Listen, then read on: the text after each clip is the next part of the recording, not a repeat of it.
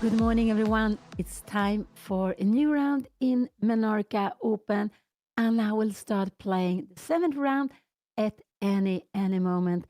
And I, who am sitting here, I am Pia Cramling, Grandmaster Pia Cramling, and Anna's mother. So I will comment on the game today, as I've been doing the other days. And actually, you can see here Anna is sitting at the chessboard together with her opponent Jaime Sanchez Rodriguez from Spain. His rating is 1969. He's born 1976 and he has no title. And we can see in the background, it looks very different. Yes, they are playing in a different place today. They are in a different place. I think they're even in a different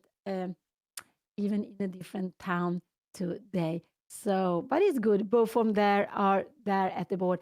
They are not the only one playing there, but there are some few players going to the other playing hall today, and that's just quite a curious thing to happen. So this is the seventh round out of nine in the beautiful Menorca Open. Here to put something, yeah, to have the glasses on, the water on. And we know when we're playing games, classical games, we need to have a lot of energy. So drinking water is very good. So after six rounds has been played, Anna has 2 out of 6. She lost the first game against an international master and from Mongolia. The second game she won against a Spanish player, no title with about 1860, I believe. The third game she lost against a FIDE master with about 2270 or 2280 from Kazakhstan.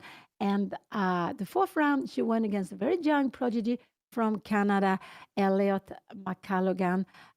Something like that, who was only 9, 10 years old, but showed that he is a very good player already now. And in the fifth round, Anna lost to a FIDE master, also he was from Spain, around 2280 also.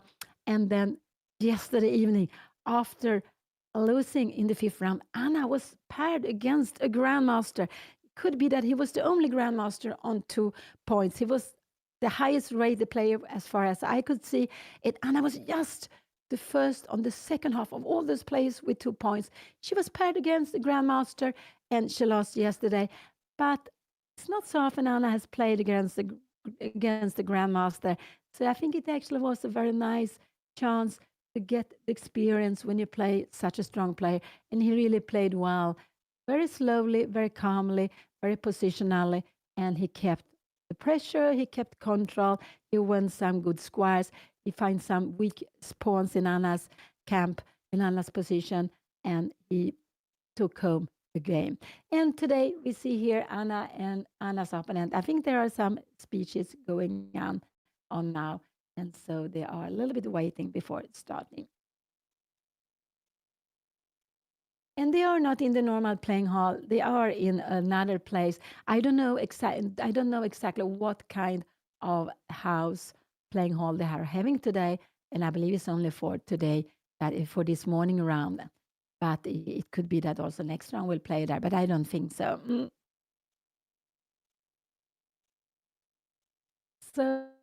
So at any moment they will start the game.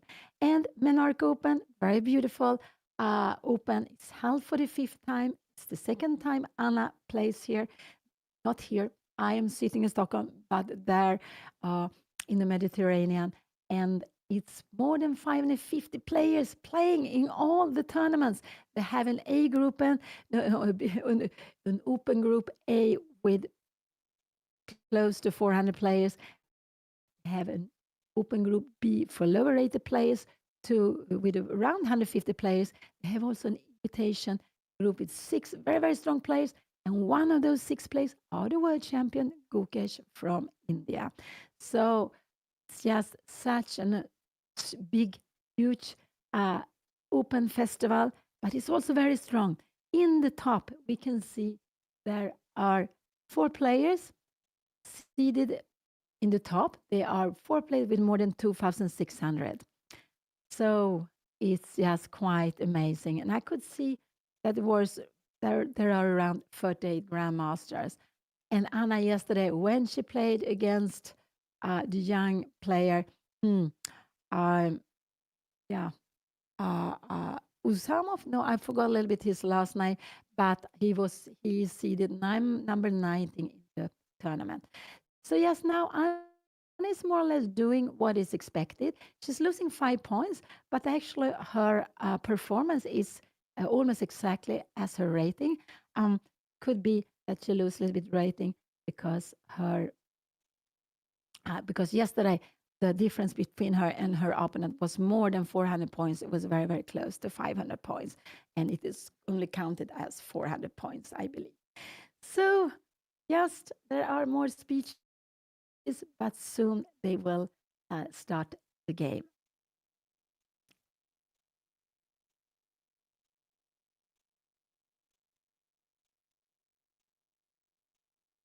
And it's such an intensive chess tournament. They make it shorter so more people can attend. You can be away when it's shortly. It's easier to be away 6 days than 9 days, but it means that you need to have double rounds. And today there will be the last double round. They are playing now at 10 o'clock, and they will also play the round number 8 today, but later at 5 o'clock p.m. CIT time.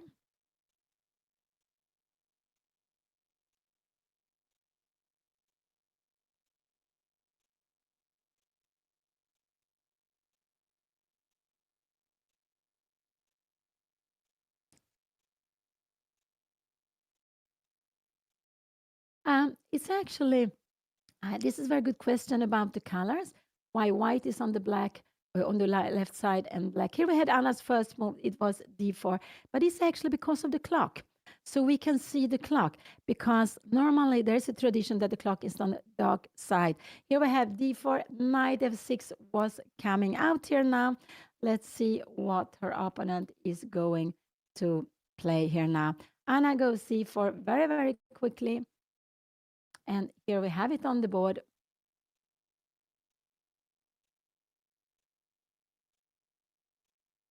And we had d6. He wants to go, and he wants to play some tricky lines with, he wants to go e5. But now, so with his pawn here, one is that this is getting closed. So it could be that the bishop will later on be fianchetto to g7. But he's actually also preparing to go e5. So if Anna go knight c3, he can go e5. And the idea is that he's not scared of playing this endgame. Oh, so not like this not to play this endgame. So it is actually possible to play this. And now we can see what did Anna play? She went knight c3. Let's see what he will do here now. He can go e5 and he can go g6. He can also, he went e5 directly. This is just a very, very exciting position that he's just playing here now. Anna's rating is 22, no, 22, I'm sorry. It's a little bit early in the morning for me too. Her rating is 2074. And she gained, I think she gained about 20 points when she played in Riddleton last her last over the board tournament. And her peak rating had been like 21, about 100 points higher. I do not know exact number, but there are some years back when she had her peak rating. So we have e5 here now. So what can Anna do? She can go d5. She can go knight f3. So she's ready. If you take here, you will take like this. This is absolutely fine also to be played. And what more can she do? She can take on e5 and go for this endgame. But when we go for this endgame, this pawn would be better here. It's a little bit, if the bishop comes up, it hits the wall. So this pawn would be better here. It can also be, if we take, you can see, if you go e4, oh, it will be a hole here. Okay, we will change the queens. But anyway, and this bishop will come up. So you see a huge difference. Look at this position. This bishop is locked in. As soon as we take on e5, this bishop has a natural way of coming out.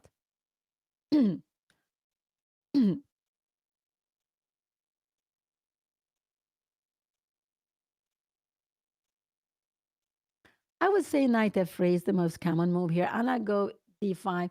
this is a little bit of a pet line for Anna to put the pawn on d5. It's not considered the best, but she's looking for to get structure she is happy with. So she go d5 already now.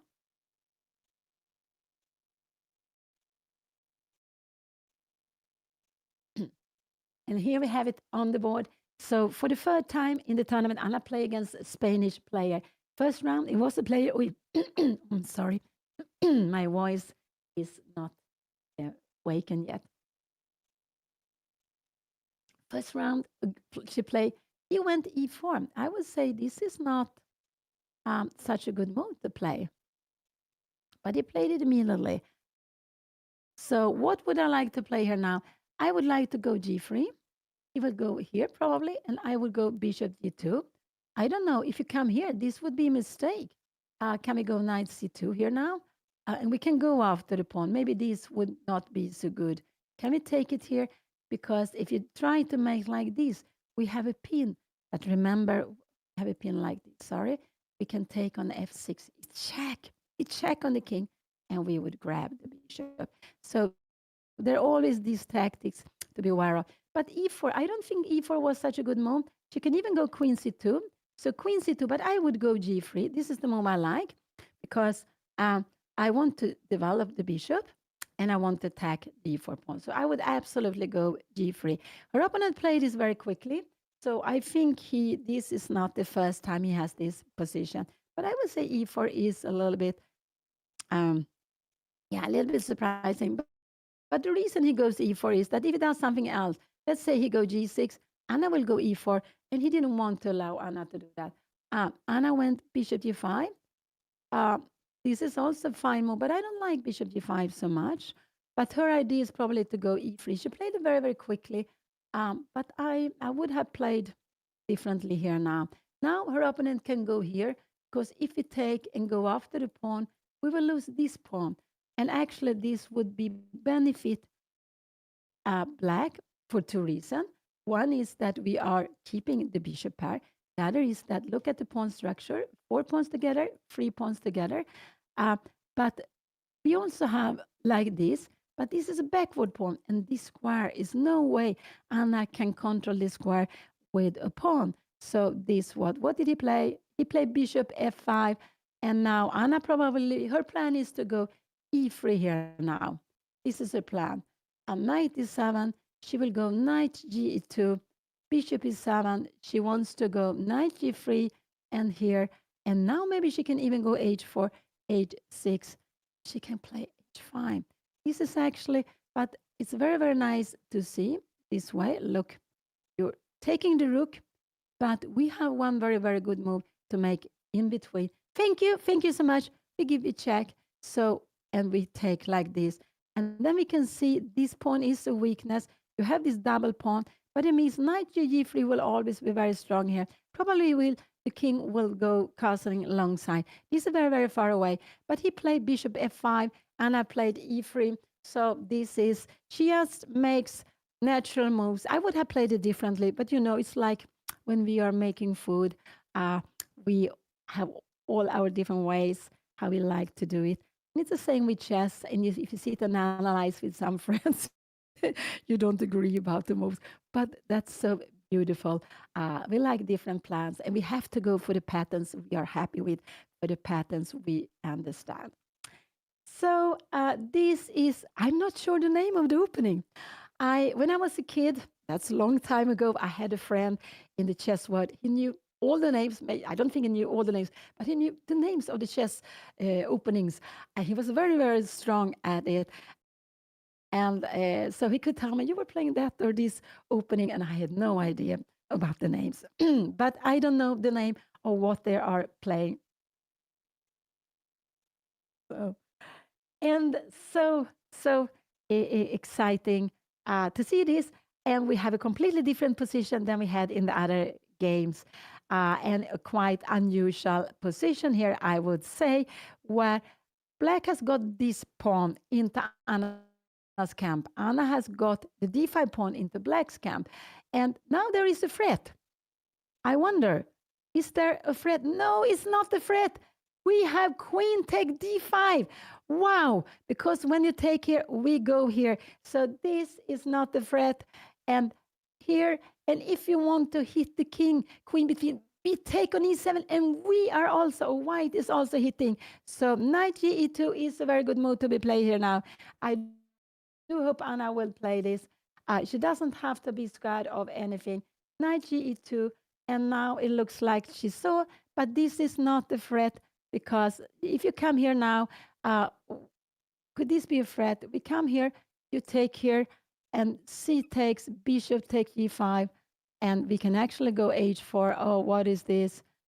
Coming here, h5, bishop f5, and knight g3. I make this very, very quickly. There are other moves also.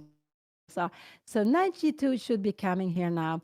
She doesn't have to care about this, but she start a little bit taking time, and I believe because she see that this is a plan for her opponent, but not yet as we have a low piece.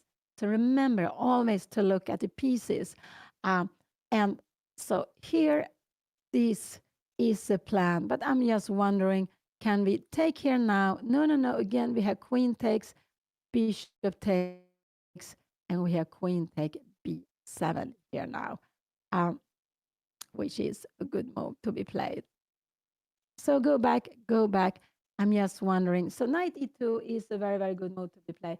Oh, I just hope Anna doesn't play too quickly. Here we have it on the board, knight e2, because if her opponent wants to, thank you so much, wants to play tactical, Anna will answer tactically. Knight d5 is a move always to look up for. And that is, if you take here, you have time to take back with the knight. You have won a pawn. So that is not so good to that is not so good to play. And so, but you just take here, and we have one a piece, and we have a threat towards another piece. And as I said, after this, we can also go. We go yes, we can take on b7 also if you want to. Here we have the pawn, but we can also just grab this and taking a piece, and we are attacking. White wins a piece. So go back. Here we have it on the position. Anna is planning knight g3. And h6 could be a move that could be played here now. H6 could be played. Then I actually like to keep the bishop here. This is what I would like to do. And this would be a mistake. We go knight g4. If you take here, yeah, we take here, and we have a double threat. We have a threat against g7, and we have a threat against this knight. So go back. So h6, I think h6 could be coming now here. I think that's actually a good move to be played. And what is the reason for h6? It's actually, one is you with tempo, we are hitting this, you get an attack, and now maybe knight d4, this, and bishop f4 could be good. After this now, we have knight take d5? Yes, we do have this, but I'm just wondering how this we have, so we should not allow this. So this is a good move to be played now.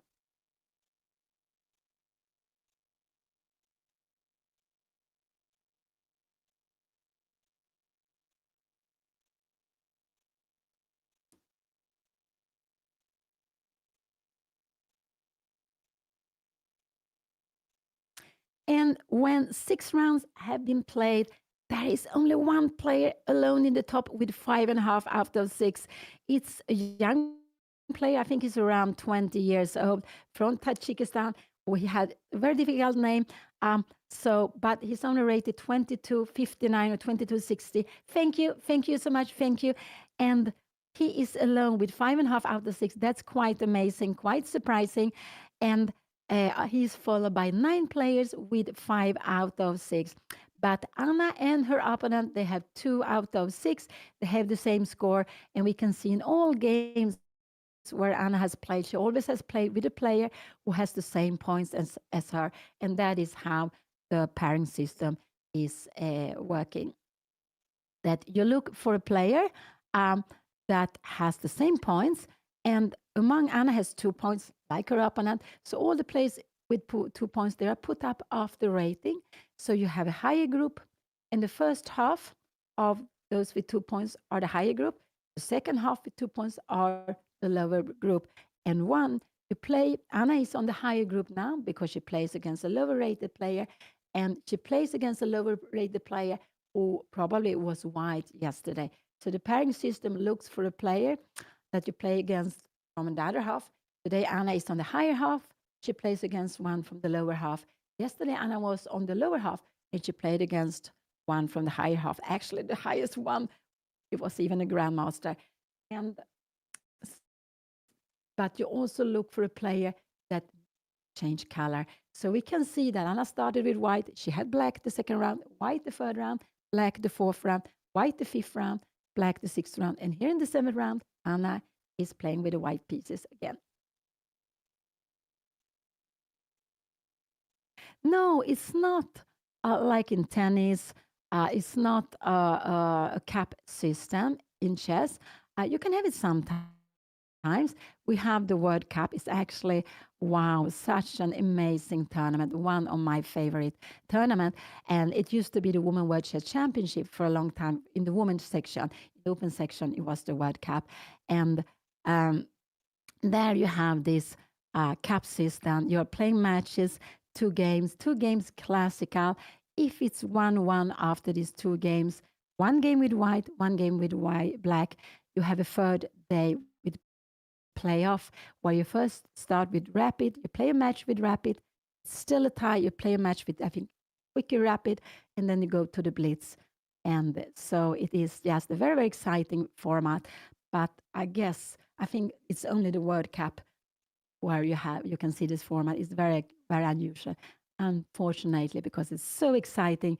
Winning a match is like winning a tournament, and it's just very, very beautiful way of playing.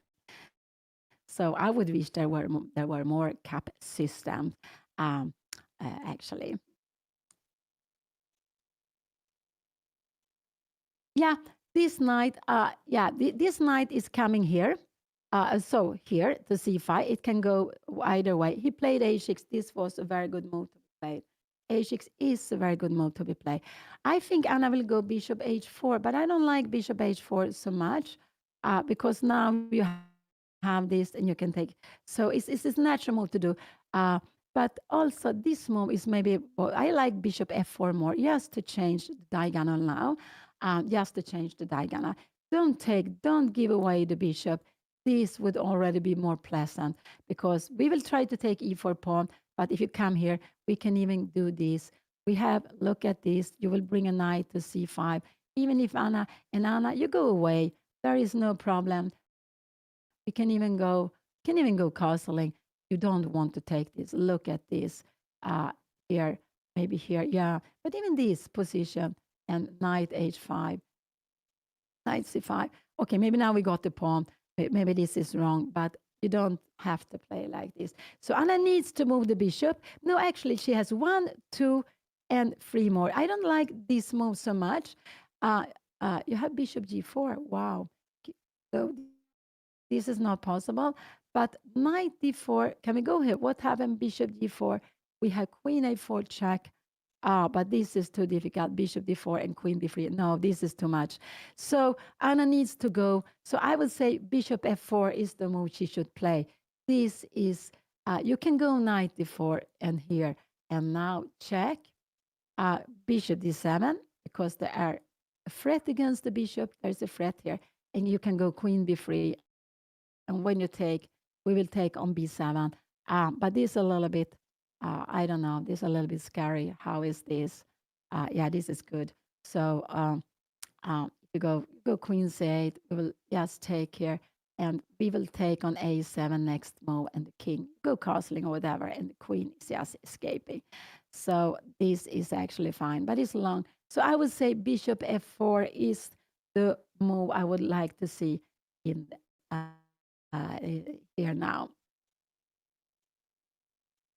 94 is the best move, but it's just so difficult to play. And don't forget, this is a morning round. In the morning, are they both awakened? Have the have Anna got a good breakfast? So you have um, a lot of energy because the games normally take at least 3 hours. 3, 4 hours are in general how long the games are. So that's why I do hope Anna has had a good breakfast and that she takes a bit of time here now. It's quite an important moment. She can move the bishop. This is not good. This is not good either because if you go here, now we have this threat here. Can we go knight f4? I am not sure. Can you take here now? No, that is actually a blunder. So if it comes here, I think bishop h7 is a good move to be played here now. And if you go knight d4, we have this idea. But taking here and here and queen b3, but wow, I don't know, b6. We had b6 is a mistake because knight b5. We're going to take on c7, and after this, we have queen a3. We are going to take here. And if you try to defend it, remember this, it's always a very good way of the forks. The knights are so tricky. They are so tricky. So h6 was a good move, very, very good move. It makes two things. You threaten the bishop. You don't mind you take the knight the other way around. Thank you so much. You want to get the bishop. So this is what I do hope Anna will play. You can go for knight d4, not knight g3, because then after that you can't really keep the bishop. Here you go. Now we have this, but you can maybe also come. No. Uh-huh. Oh, yeah. Oh, yeah, this is absolutely very tricky. Rook b1, bishop b5, and yeah. But we should probably not take the pawn here now. Yeah, maybe even we can do this. We can take this. Now this is very weak here. I went f4. I should not go f4. Maybe take rook, take 7 directly. We just don't care about this pawn coming here. And we have, oh, wow, yeah, this is getting crazy. c5, this sacrifice c5, you can see lots of positions. And the idea is simply you open up lines. You give a whole pawn to open up lines and make it. And after a move like this, I guess we would go bishop b5. This is very, very far away. But I just want to show that sometimes you're ready to give a pawn because you get piece activity. This was a very good move. h6 played here, forcing Anna to make a decision with her bishop and also getting this bishop another square to retreat to gh7. So that was a very good move to be played.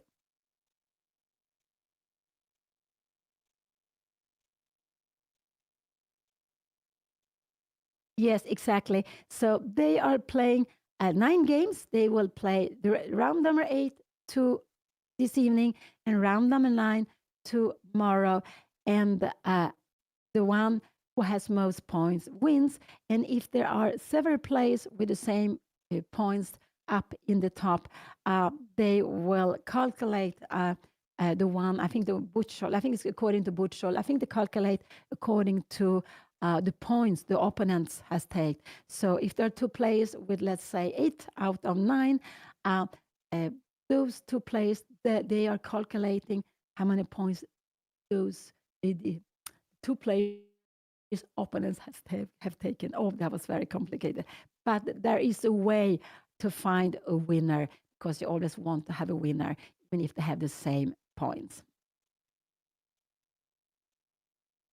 Bishop f4 is the move I would like to, but it's not such an easy choice to make.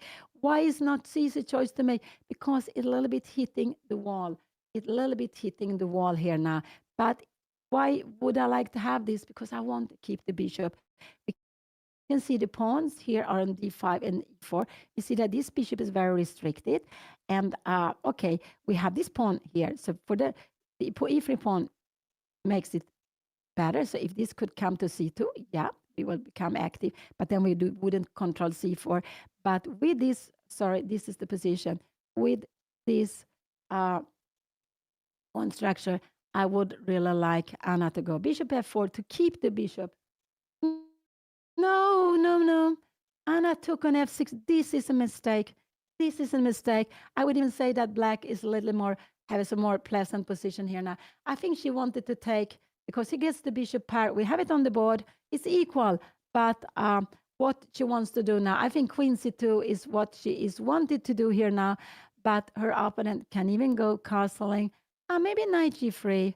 Maybe this is fine, actually, to play bishop g6. And we have this pawn here now.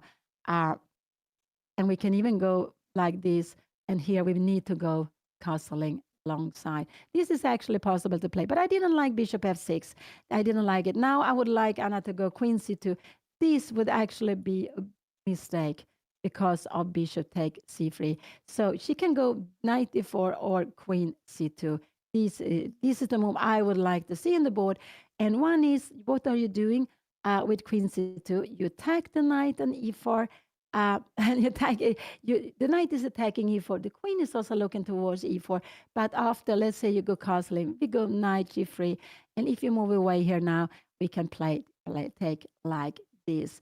So, but not this way. I just want to show it again. There is a pin here. This would again be very bad.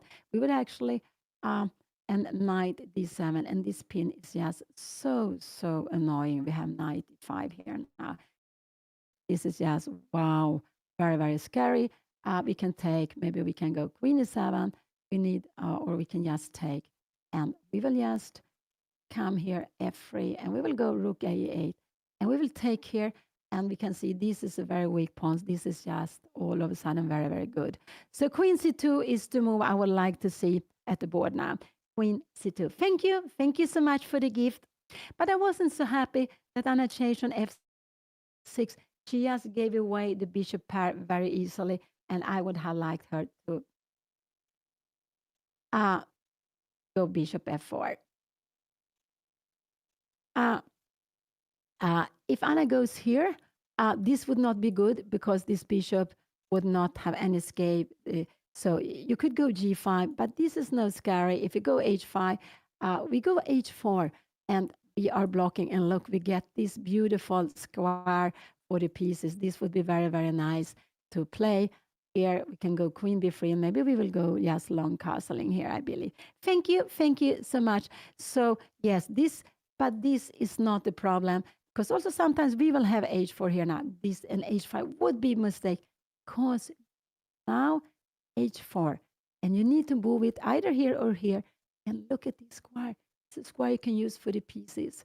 So I would say, but this was absolutely possible to play if you wanted, but nothing to be scared of, not at all. You could play like this, but we are not scared of having this double pawn. We can come here, look at this square, we can plan something like this.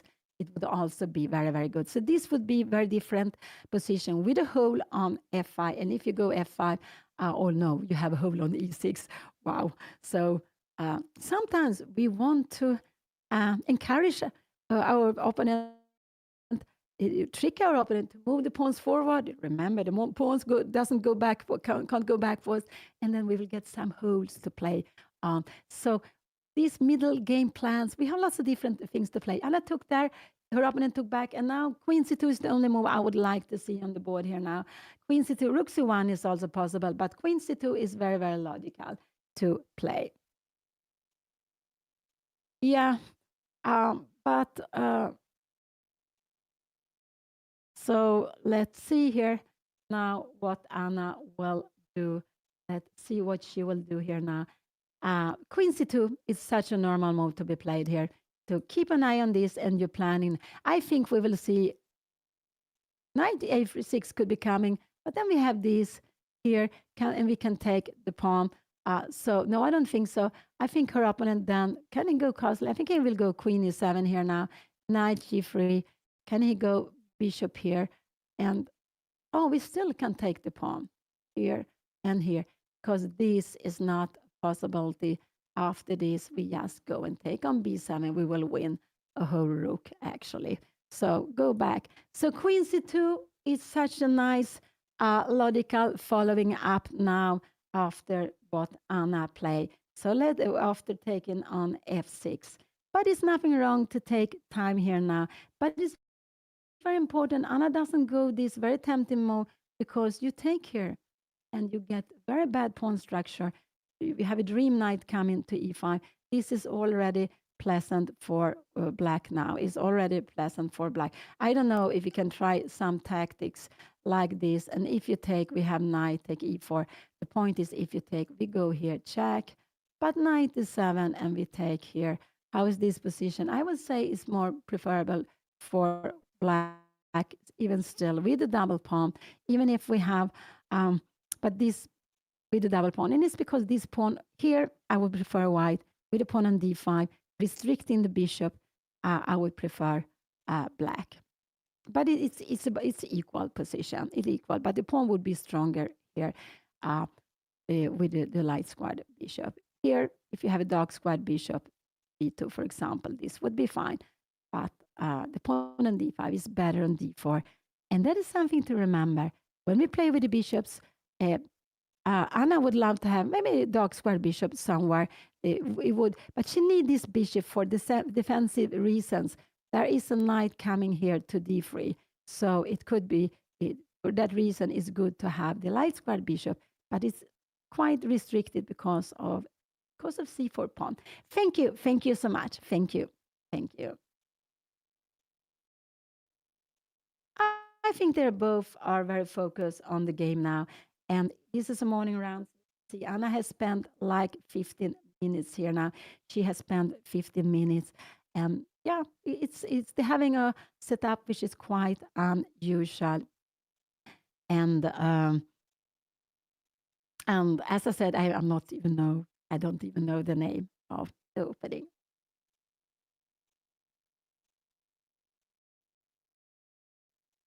And yes, Anna's course is out. Jezebel's course is out for some time now, part one and part two. And it's part one is about Anna's d4, what she played against d4, d5. Part two is against d4, knight f6, and also including the that. So, and it's out. And I just hope that those of you who have it, that you enjoy the course.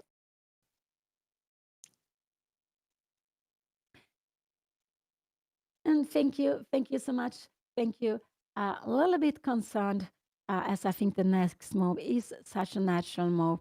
A little bit concerned that she takes time. It's nothing wrong. They have played. They played 8 moves here in the position. And thank you so much.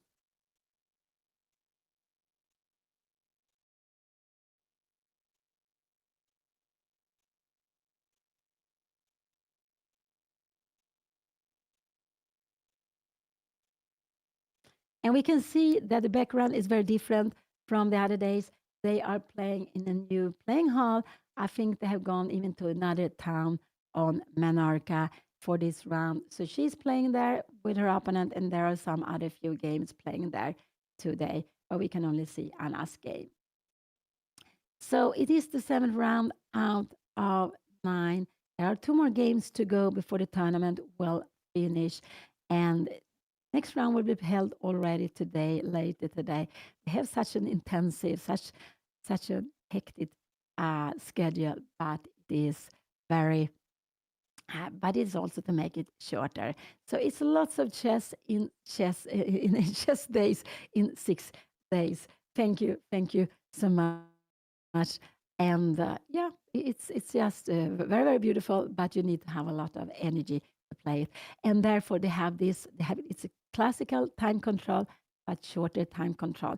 They play all 90, not they play all moves in 90 minutes. They get only 90 minutes for all moves. It sounds a lot, 1.5 hour, but when you're sitting and thinking, time is passing very quickly.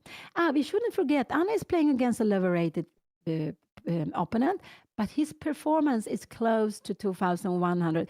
He's doing very well in this tournament. So he's lower rated than Anna, but he has a performance of, I think it was 2,090. And Anna's performance is more or less exactly her rating.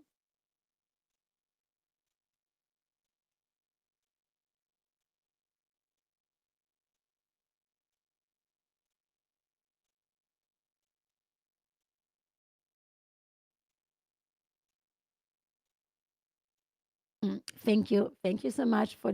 So I only see Queen C2 and Rook C1. I want to move this knight, but I want it to go to G3. We can come here, but I don't know. We don't have anything to target now. So what is our plan? Maybe to go Rook B1 and B4. Yeah, this could be an idea. But I guess something like this, castling, A5 will come out, and Rook B1, Knight A6. B free. Let's say you're coming here, we go A free. And how is positioned like this? Can we go B4, take and take, and you can even jump in here now. And can you do that? We have knight take E4. Oh, this is getting so tactical here now. And bishop E3. Wow, what is this? Yeah, because it's hanging. After this, we will have, look at the pawn. This would be better here. This is weaker here. And there is, I would just say, there is absolutely rook take F7. Uh, if you take here, yeah, we have queen F3. I'm making it very, very far away, but you don't have to play like this. So don't move. If she can go knight e4, not knight g3, because this is just very, very good for black. This pawn structure, this would be absolutely fine. I would love for white, because look at this. You have an open a5. You can play b4, control c5 square, but here we can never control this. So I would say that in this position, I would go c5. I would absolutely go c5. But the best the opponent can do is just castling here. So look here, we are playing with the backward pawn, and this is coming 95, knight c5. This is just very, very pleasant for black.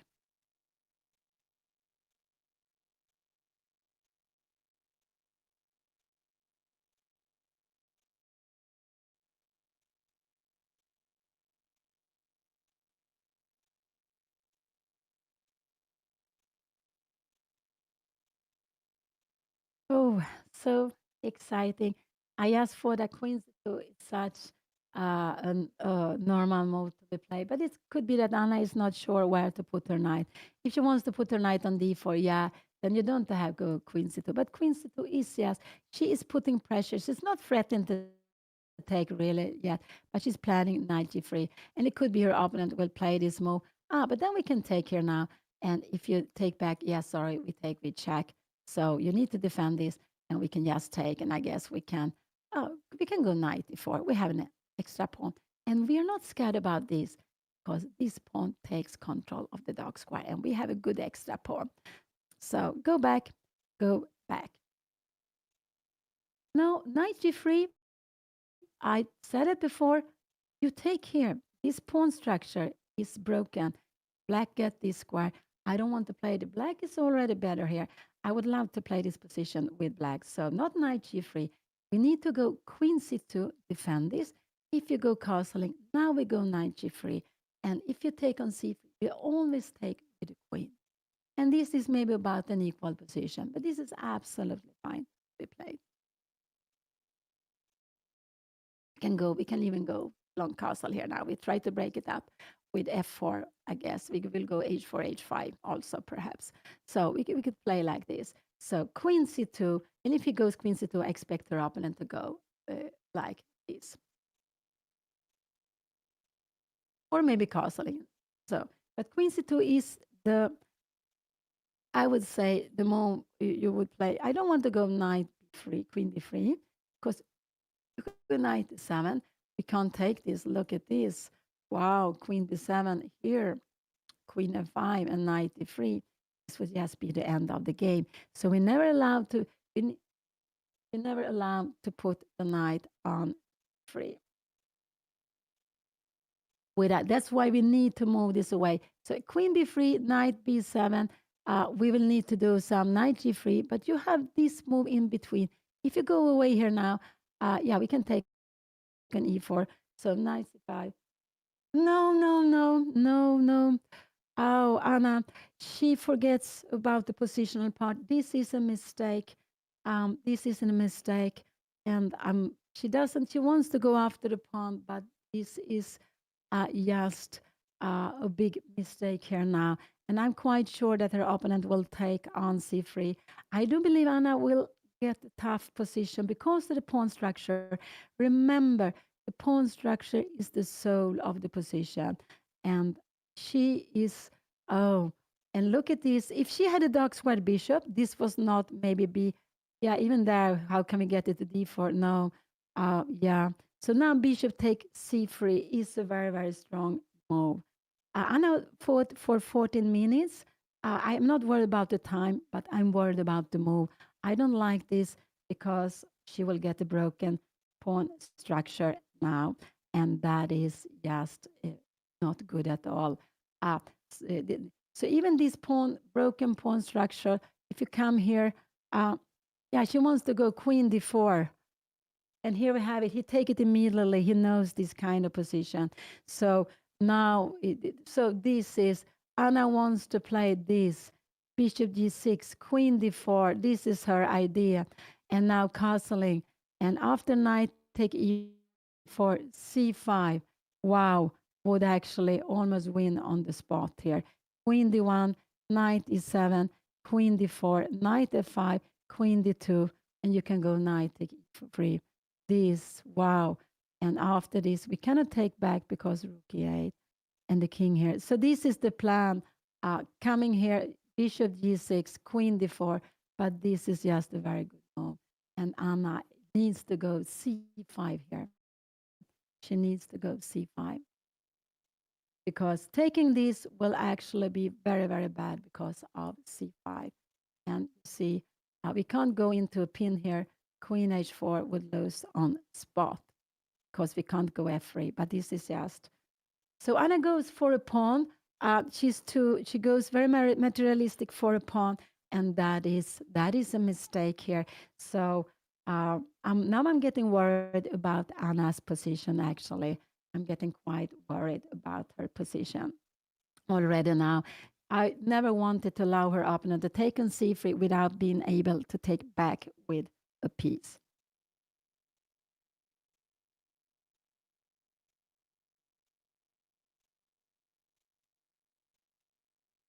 Uh, yeah, Anna will take back the piece. She's not losing a piece, but the pawn structure. And this is the soul of the position. So if I would have seen this for some few, this is just the dream for black to get this pawn structure. This is what black has been playing for to get, and now Anna allows it, and it will. The pawns don't go backwards. She can never control this square. Only she can give away this pawn. It could be that Anna now wants to go c5, but I think she wants to go queen d4. I think this is what we will see on the board. And her idea is of the queen f6. Um, she shouldn't take on f6. She can do that also, but she can just keep on playing here. And we have a position. Now you have f4. And if you take it, yeah, we take back. Look at this bishop. That would be fantastic. So knight g3. So he's planning. Will he go bishop h? This was an excellent move, taking on c3. Will he go bishop h7? Or this would be a mistake, absolutely a mistake. Anna has queen d4, and she's doing very, very well. Now she's doing well. Absolutely. Now she's absolutely fine. King here now, and now also even king d2 could be played here. I'm not sure what is happening, and we could even take like this. I wanted to show this. This was the idea. And we have rook. Wow, wow, f5. And we have f3. And we grab it, and we have this mass of pawns. We keep in control of c5, the dark squares. With the light squares, bishop, our pawns are good on dark square, so they take control. He will absolutely move away the bishop. Queen f6 is a dream for Anna, but he will not play it. He has played well until now. Black has the better position here. So the question is, will he go here or here? What would I do? I would probably go g6. I'm not sure because you have this. If you come here, this it could be, but it doesn't really matter. But the bishop is better because when you put the bishop here, you sometimes might need to have this square for the king. Let's see, there will be a rook on the first rank of the castling. You can hide away. So I would go bishop g6. I think that's the natural move. But bishop h7, it doesn't really change so much. He played it bishop h7 just to go all the way back home. And now c5 or castling. C5 is probably the best Anna can do in this position. I think she will go queen d4 and castling. And now she needs to go c5. But you go knight d7, take and take. And I just think this is quite a pleasant position. Maybe queen a5. Is that not such a good move? I'm not sure. And we can go c4. I don't know. I just thought this is fine to be played for black, but maybe I'm doing wrong here. Actually, white is fine here now. Uh, and what is a white's plan? White's plan is actually to play a minority. Oh no, now I have bishop d4. Making, yeah, the queen on a5 was just the blunder. Queen d4, I'm quite sure we see. We will see either c5 or queen d4. We have queen d4 on the board, and he will absolutely go castling. He can also go queen e7 if he wants. No, he can't do because we will take the pawn here now. That would not be possible. But he will go castling. This is absolutely what he will do. And if Anna goes after the pawn on e4, she will get into big, big problems.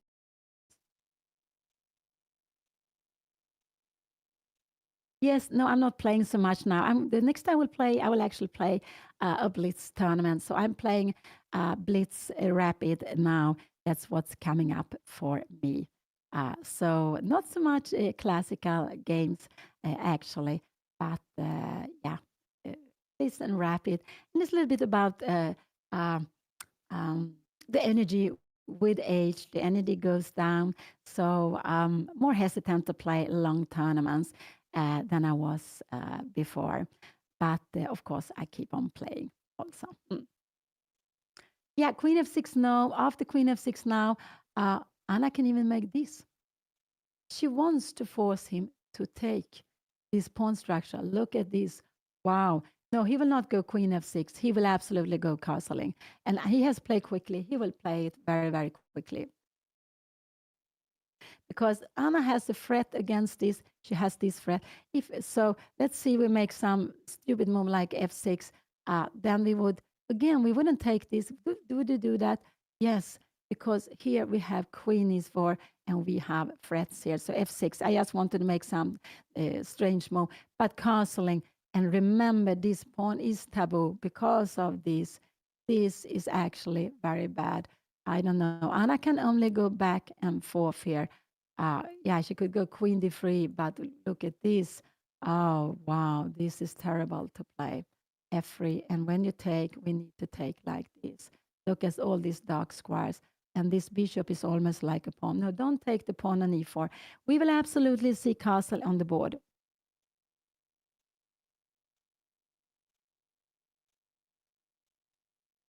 Anna has beaten me in Blitz, but we haven't.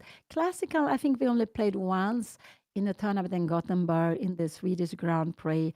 It's quite some years back now, and that was a draw. I think that's the only classical game we have played against each other. Yeah, this would be good for Anna. This is good for black. This is the difference. This would be good for Anna because this would absolutely be fine. Then this pawn would be too far in to the camp. This would also be good for Anna, but this pawn structure is, look at this square. This is a dream for a knight to come here to c5.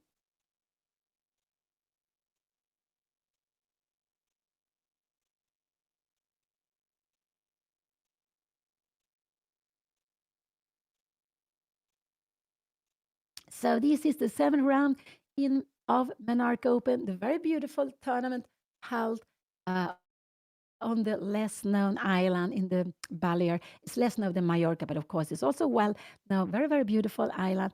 I myself played there at least once in the Spanish team championship more than, was it 25 years back? That's quite a long time back, but it was very nice to be there and to play there. And so in this tournament, is being held for the fifth time. And it's such a strong tournament. I could get it to close to 40 Grandmaster. When I was calculating, I got it to 38. I don't think, I'm not sure it's the exact number, but around that. And you have four plays over 2,600. There were about 31 plays over 2,500. So it's quite amazing. It's quite amazing. This is just opening phase. They're getting soon into the middle game, or maybe this is middle game, I would say. Uh, and so this is a game far away from a draw. And I would say if I can pick any of the players, I would prefer to be black here because of this square, because of this pawn structure. I would prefer to be black. And let's see what her opponent will do. But I think absolutely will go castle. It's such a natural move to be played.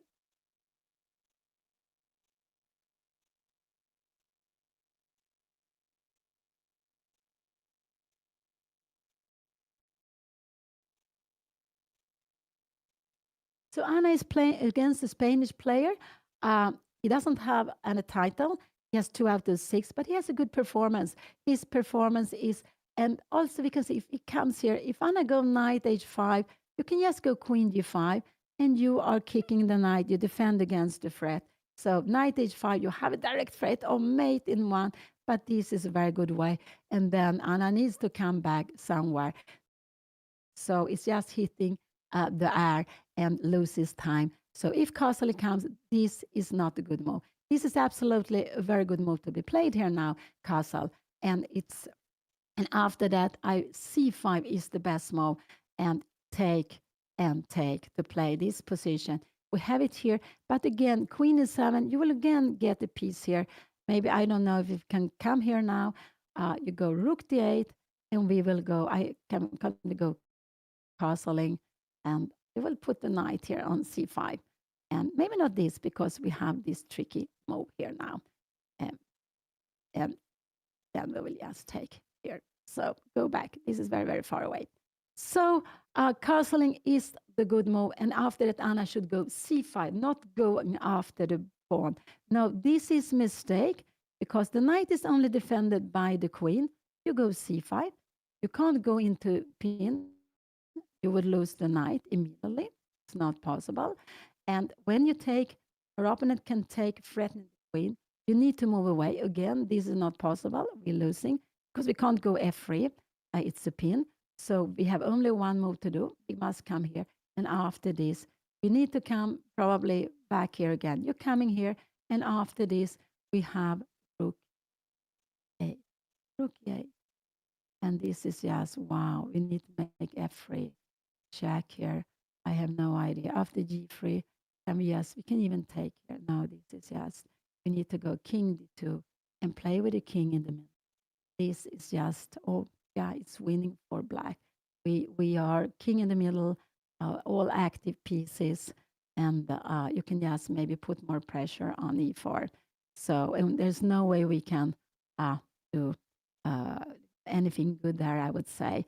And so if he goes castle, Anna should not take on e4. She should go c5. But I believe her plan is to take on e4.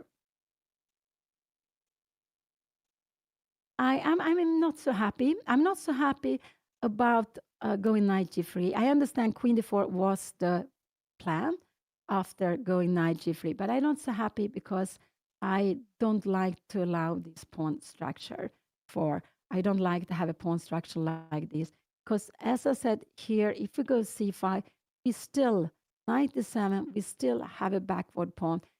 This would be so much better. This would be very good actually, but this is a lonely pawn and it's a backward pawn. We will need to put it on c4. But this has also gone a little further, and we can see that the bishop is hitting a wall. So there are some bad things in black's positions too. This is a weakness. This is also a weakness, and this is passive here. This one is maybe not so active, but you need maybe to go c4 to defend the pawn, and then the bishop will do that. And the bishop also defends this square. So if the knight jumps in there, white can always take it and then probably win pawn also. So go back. Here we have the position. Okay, thank you.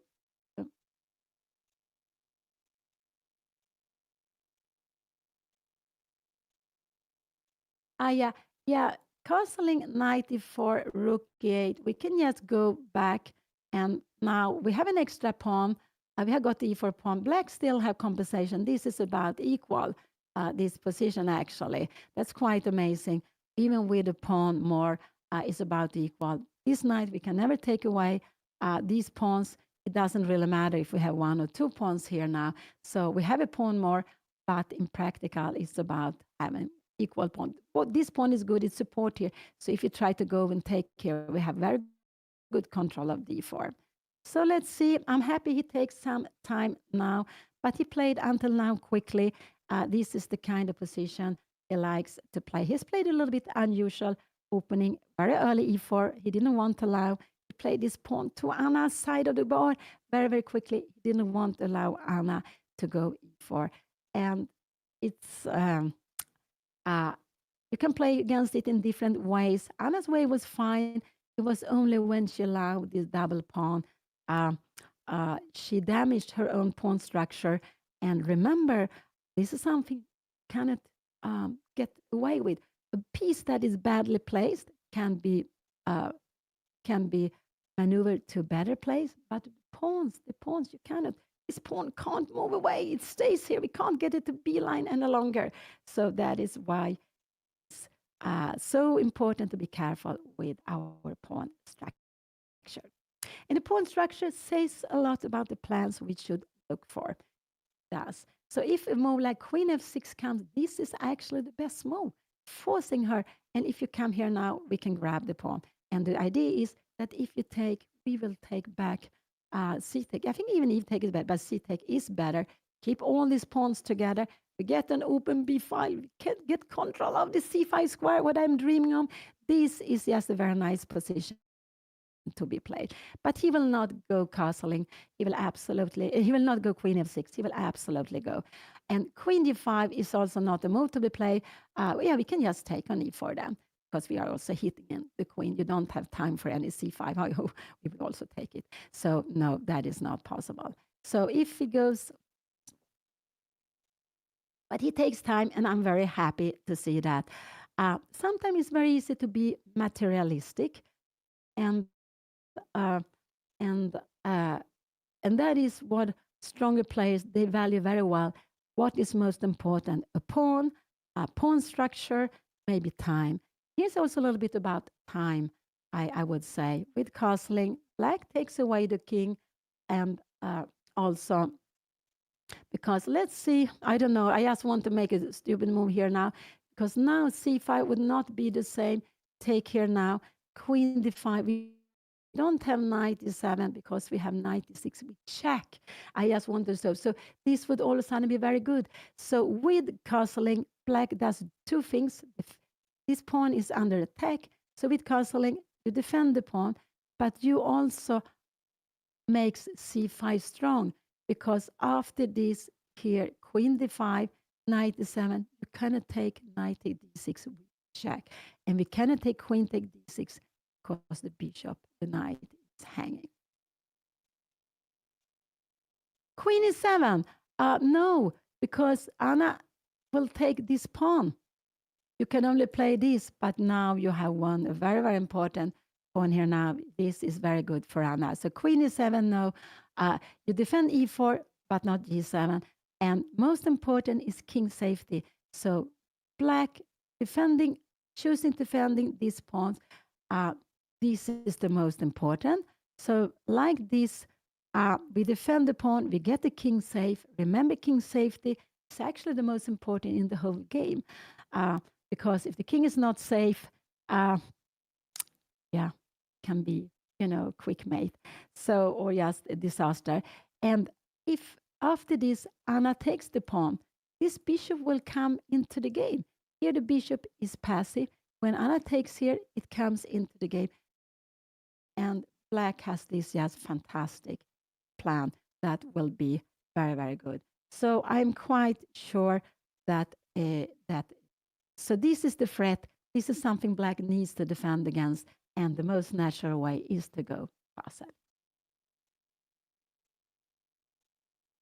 Yes, of course. If you just play it perfectly, yes. But we are human, and of course, we have our patterns, our ideas.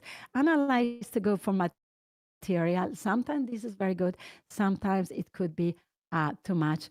And of course, if Anna would play perfectly, she would be the world champion. We all make our mistake, of course.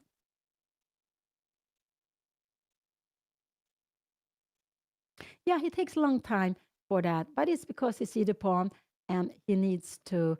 Um, he see that there is one pawn here, that is another pawn here. So that's. But I'm quite sure he will go castling. That's actually the only move Black has. Queen f6. Queen f6. I think could it be? How is this? This is about equal. It has improved the position now. It actually has improved the position after f4. Can we take here now? We take like this, and now you see black has this very sad pawn structure. This is working, but we might, but it is, and you have knight d7 here now, and we will block this bishop. You have this beautiful square, but we will just try to block here. We will go h4, king d2, and bishop h3. So go back. This is very far away. Now, castling is just such a natural move here. So I am quite convinced that he will play that. Yeah, but this is only hitting, it's threatening a mate in one, the knight h5, but you have queen g5. So the queen defends the mate, but also attacks the knight. And there's nothing better than to go back for Anna. So this is not, it's just losing time. She needs to come back. And now black will go out with the pieces, I don't know, 97 or whatever, or black might even go rook e8 here slowly, and we have lost time. So knight h5, it's you are attacking with two pieces, the king, but black easily can defend against the mate and actually force Anna to go back. Queen g5 now, yeah, this is a possible, but we can take on e4. We could also hit the knight, queen here, but then you have queen e5. But then Anna can actually take here. And if you take, yeah, we will even take with check, and we have one very vital pawn. This is actually very good now for Anna. So that's different. The difference is here, if you come in here, if Anna takes here, the opponent will not take. Here, this would be about equal, this position, about equal, actually. Anna has a pawn more, still have this good knight, but it's still about equal, nothing more for white. But castling, knight e4, and now we can see that this queen is busy to defend the pawn. c5 will be coming. This is very, very scary for Anna. Yes, this is the best move. After castling, c5 is the best move to get rid of one of these double pawns. Yeah, and when you castle, that is a very good thing to point out. When you castle, we need to move the king first. We're not allowed to start with the rook. If black touched the rook, you have to move the rook, and then we will probably see rook g8. So that is very important. When you castle, first the king, and then you move over the rook. That is very important to do. You're allowed to drink coffee at a tournament. Yes, I believe you are allowed to drink at the table coffee and tea and water. There are some tournaments that you're actually only allowed to drink water. So it depends on the organizer how it is, but you're not allowed to eat at the board. If you want to go, if you want to eat, you will need to go away from the board. So you don't bother your opponent game.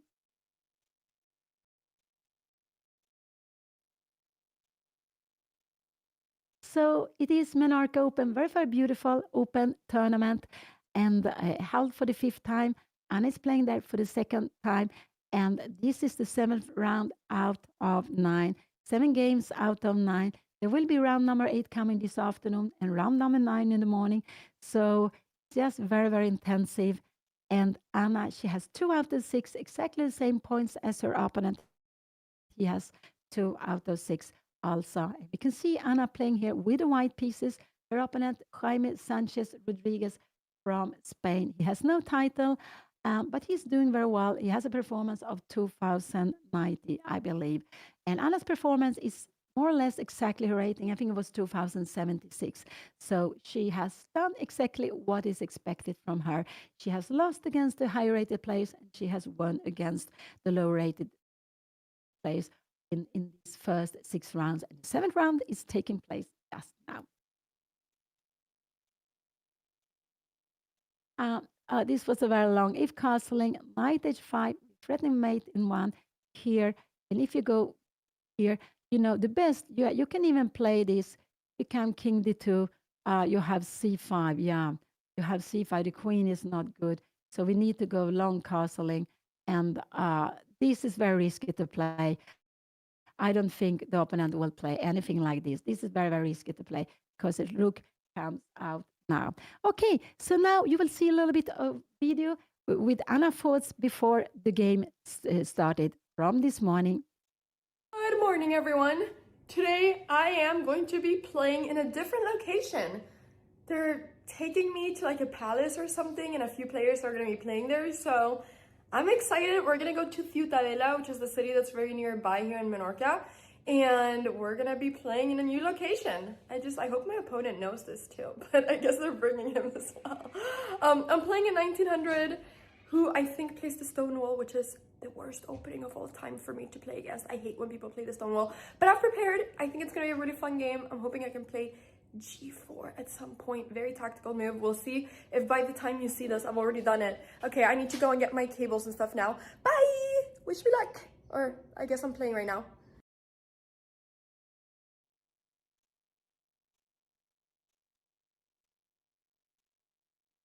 He played queen f6. That's a mistake. Now, I don't know. I like knight h5, and I can even go f4, but she shouldn't take on f6. She shouldn't take on f6. So he played queen f6. That was surprising. The move I like is this move. This is the move I like. And to go after here, we can take here. You're going away with the king, and we are coming back because you can't take it. We will actually go like this. So queen h5 is knight h5 is the move I do hope Anna will play. And the idea is simply if you take it, we take with the c pawn, and Anna is just doing very well. Now you take control of c5 square. So wow, now queen f6 came. That was a surprise, and I would say this is could it be a knight h5? If you try to make some tactical here, we can go actually queen take g7 if you want to. We can also play this, and after this we have knight f5, and we pick up the rook. It's not defended. So go back, go back. This was a mistake. I like knight h4. It could be these moves are good, but yes, because now we will have. I'm just wondering, don't we have a no? We queen take g7. The queen here is yes. We take with check. I just make it though, and then we take the queen. Sorry. So go back. So a move like f4 could be good because if you take here, this bishop will be locked in. We also control the square. The only thing I don't want Anna to do is to take on f6. I don't want her to take on f6. And I like this move. Knight h5 is the move I like. Going after, forcing her opponent to take on the board. So this is the move I would like to see at the board. Oh, wow. But f4 is probably f4 could be the strongest move. And the idea is if you take here, I will take here, here, and take back. Look at this damaged pawn structure. Remember when, for those of you who was here, when Anna played against the young little boy, White had this pawn structure. And in the end, Anna could find a way to play for an attack. Here will not be playing for an attack, but there are squares which are weak. And so it is very pleasant to play against this. So that is the way of playing. But I would say knight h5 is the move I really like on the board here now. I think that is just such a good move. You forcing your opponent to change. I don't think he will go queen e5. I'm quite sure he will take here. And now we have control of c5 square, what I want so much. The pawn structure is so much better like this. We have pawn the control of the dark square. With the white square bishop, we might be able to play c5 sometime if we want to. We have an open b line to play and then probably castling. And now we put the king here. We go bishop e2, and we are bringing our rook. We're going to play with a4, maybe. We don't allow knight to b4, but we're putting a rook on b1 to play against here. So we have lots of things to play, but this is just very beautiful for white. It's better for white. It's not more than that, but it's better for white. But it's so much better than the position before. She can also go some rook b1 if Anna wants to all of a sudden.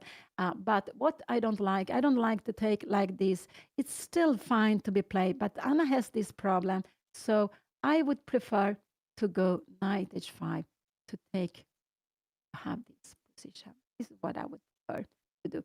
So let's see what she will do.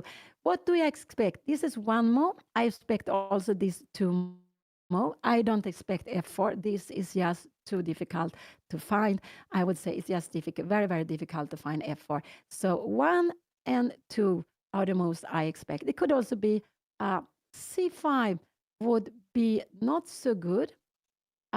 Taking here because you would be a little bit too quick to play knight d7. You can attack the pawn already now. and long castling.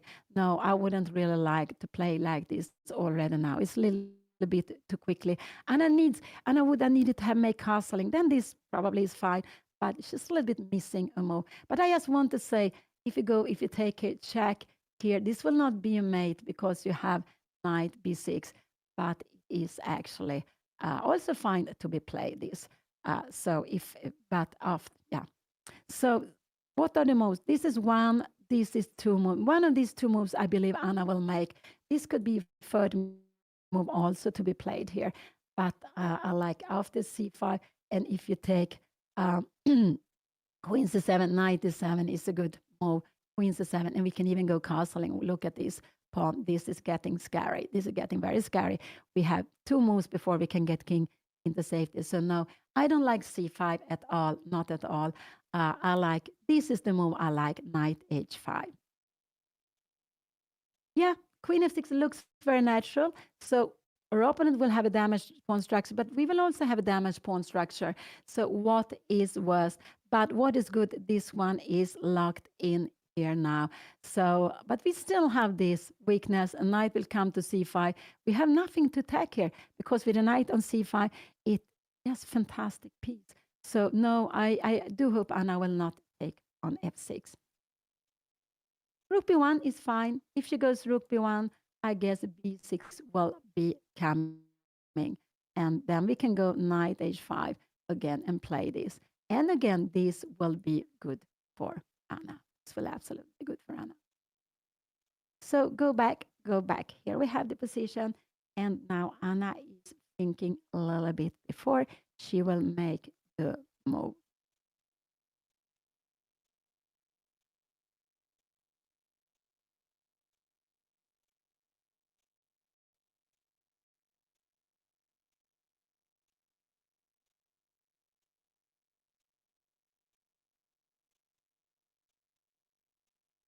So I believe Anna will take a little bit of time here now before she moves.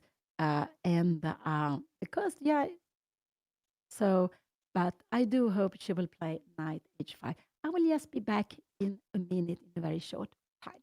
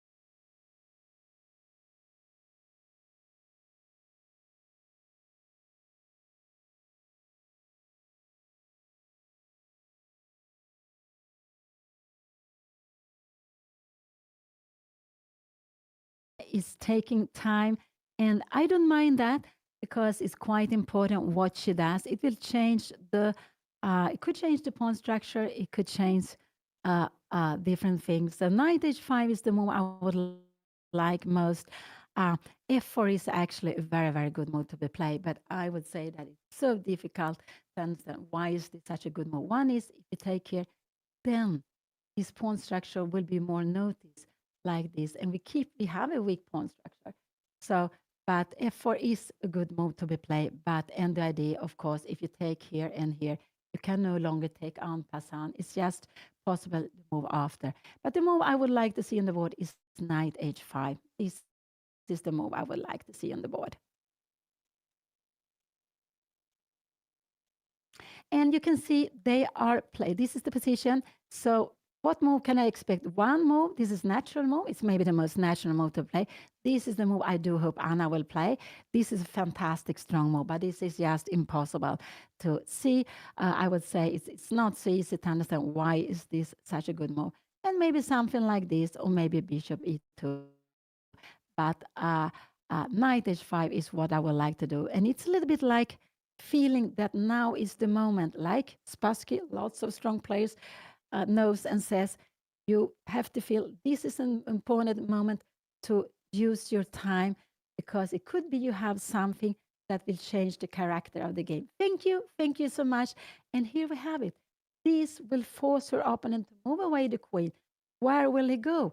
He can't go here because he will lose an exchange. Oh, okay, coming here, king d7, and we can just come back. There is a fork here. Can't take it. I will grab the rook. So this is just fantastic. So if Anna goes knight h5, I expect him to take on d4. This is too difficult to just find that you can play with the pawn less. But Anna should just remain here. Both of them should remain with the piece like this. And we can go and we just keep on playing. Here, this would actually, this would be almost equal, even with the pawn more, because the pawns are together. So it's actually good for both of them to wait. The best here is maybe f4, but again, too difficult to play like this. And we want to force the opponent to take, or not with f4, but yeah, but this is too far away, too far away. But so knight h5 is the move I do hope for. And I expect Anna to either to take on f6 or to go knight h5. And it's because if you go here, you have time for maybe castling. Can we do that? Okay, now we can take, and we have bishop g4. What is happening? Knight a6, and we have this position. We keep control f5. You keep control of c5. It should be a little better for white, absolutely, but it's not so clear. We could go knight h5, and we can pick up the pawn here. But that is actually not so good because the knight you get to play. Remember this. Bishop e2. You get to play with this knight against this bishop. With equal pawns, this is fantastic for black. With a pawn more for white, this is maybe about equal. Thank you so much. Here, we will go here. So was there a lose some knight? I don't know. So, but knight h5 is the move I would like to see on the board. And Anna is taking time. This is absolutely fine. She's down to 50 minutes. And they have made, how many moves have they made?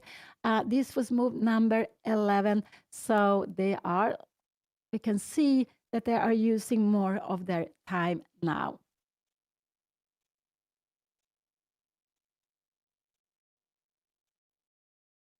Now it's white to move. Black to move to go c5. No, I would actually with black. You can maybe play c5, but if you have a pawn on c5, you will not be able to use this for the knight. So I would personally prefer to put the knight on c5 than to put the pawn on c5 for black. Yeah, Anna can go c5, but I don't want her to go c5. You take here now. Wow. And now the best move is bishop c6. Take, you take, and take, and to play this. This is absolutely, it's about equal disposition. She has given up a pawn, but her opponent has two double pawn. It's about equal disposition. But after, if she goes c5, it could be, and if you take, and if Anna takes here, knight d7. This is getting very scary now. She's coming back, and her opponent can actually go, can even play like this, because then you have knight b6. You're going to pick up this pawn sooner or later. This pawn will be gone. So no, I don't want I don't want to see c5. But Anna is absolutely thinking of this. So this is one move, and this is two move, and this is three moves.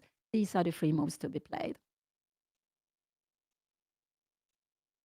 So I just want to improve the pawn structure for Anna. This is the reason I like knight h5 so much. I want the pawn to control the c5 square, or I will win 7 pawn.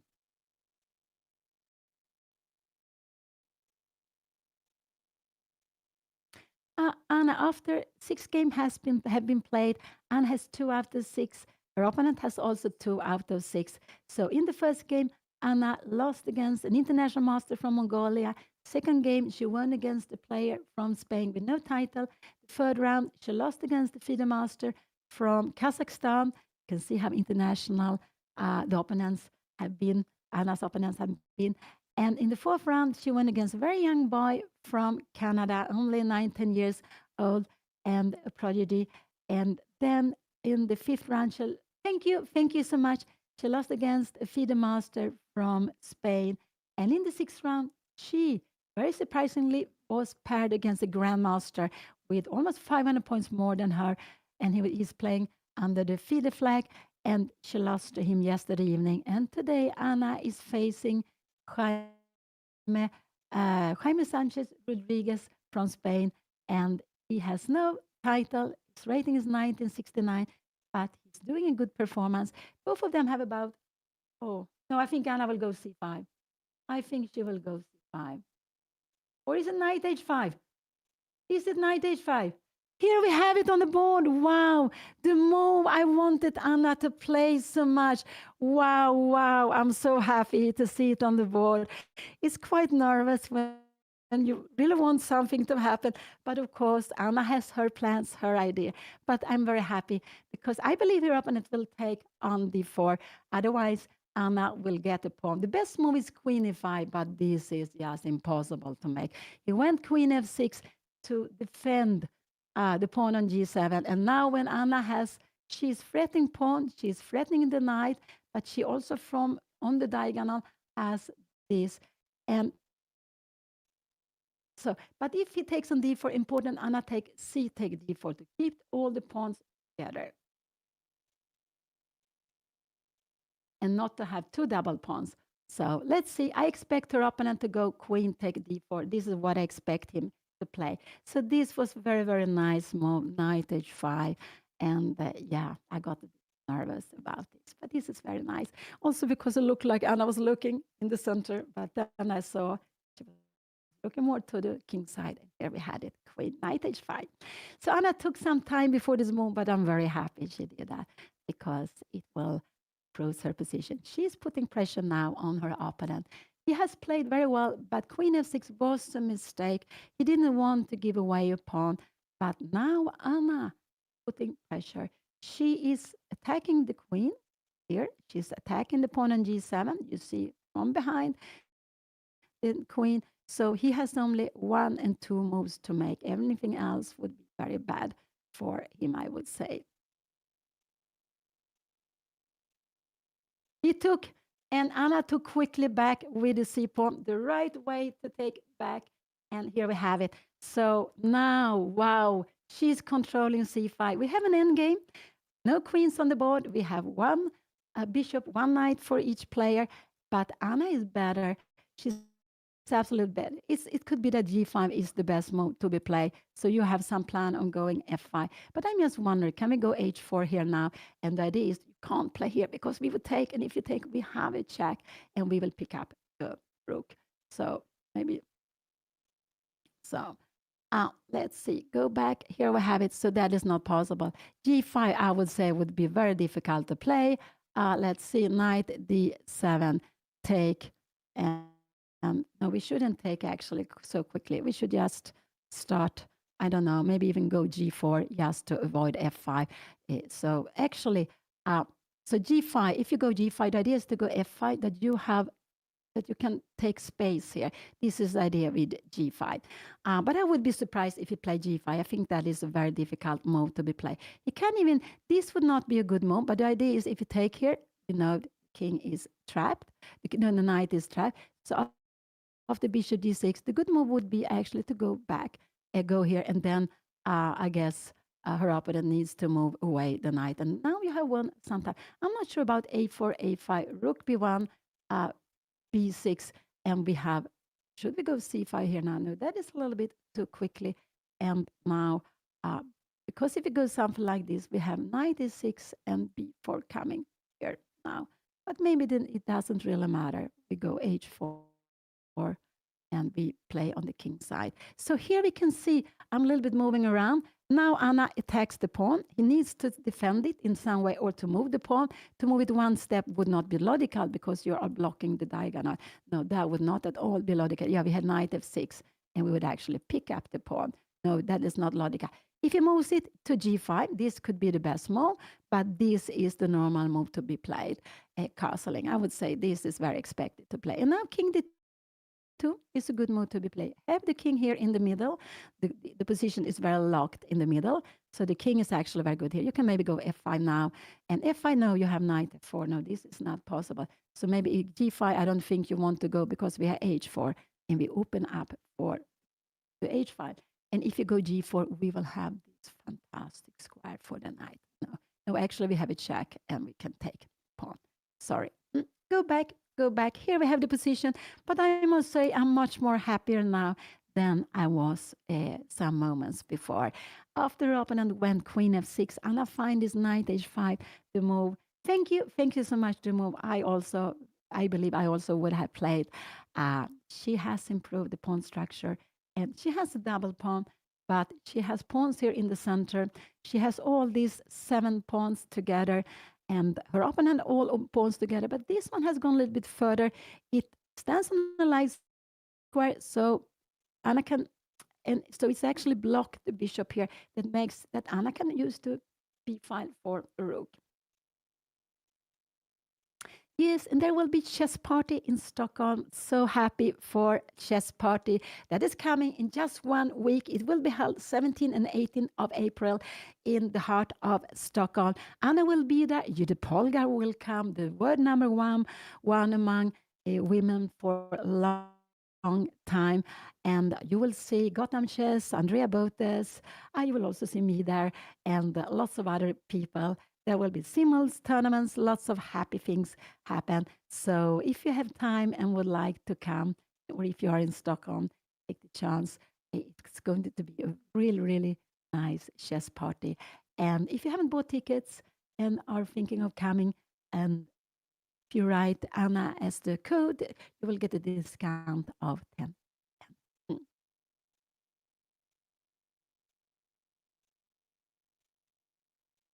I expect him to go castle. G5 is also possible to be played, but castle is the natural way of playing here now. And long time ago, he went bishop h7. If he would have put his bishop on g6, this would not have been possible to play. I will just go back a little bit longer. Here, if he would have gone bishop g6, I thought it for the king would be better, but it would also stop Anna from ever going with knight h5.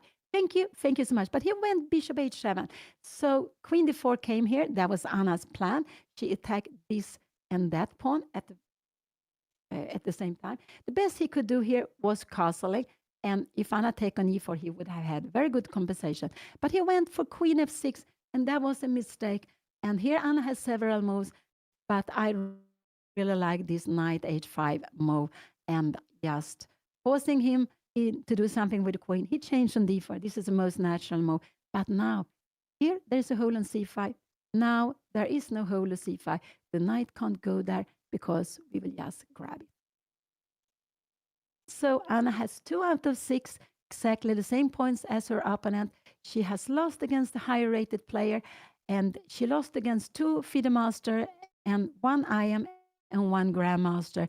She had won against 2 players with 1800, one 1860, one very young boy with a little more than 1800, and that is what is expected from her. And her performance is, I believe it's exactly her rating or maybe 2 points more. So she's doing what is expected from her. Let's see what will happen in this very exciting end game where I am more happy now than I was before.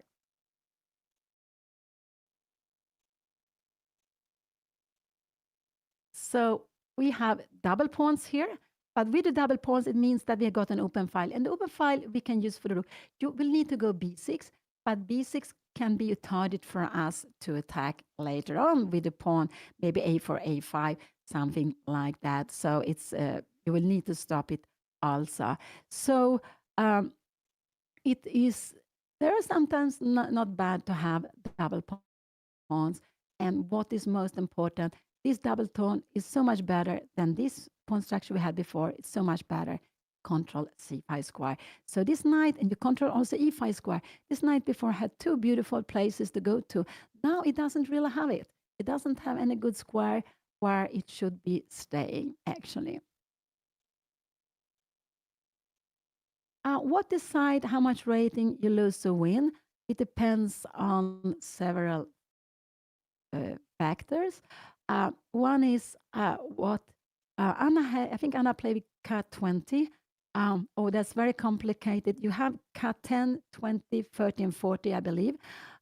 It could be, yeah, here we have it on the board, castle. That was a very expected move to see here now on the board. What do you expect Anna to go here now? I like king d2. King d2 is the move I would like to play.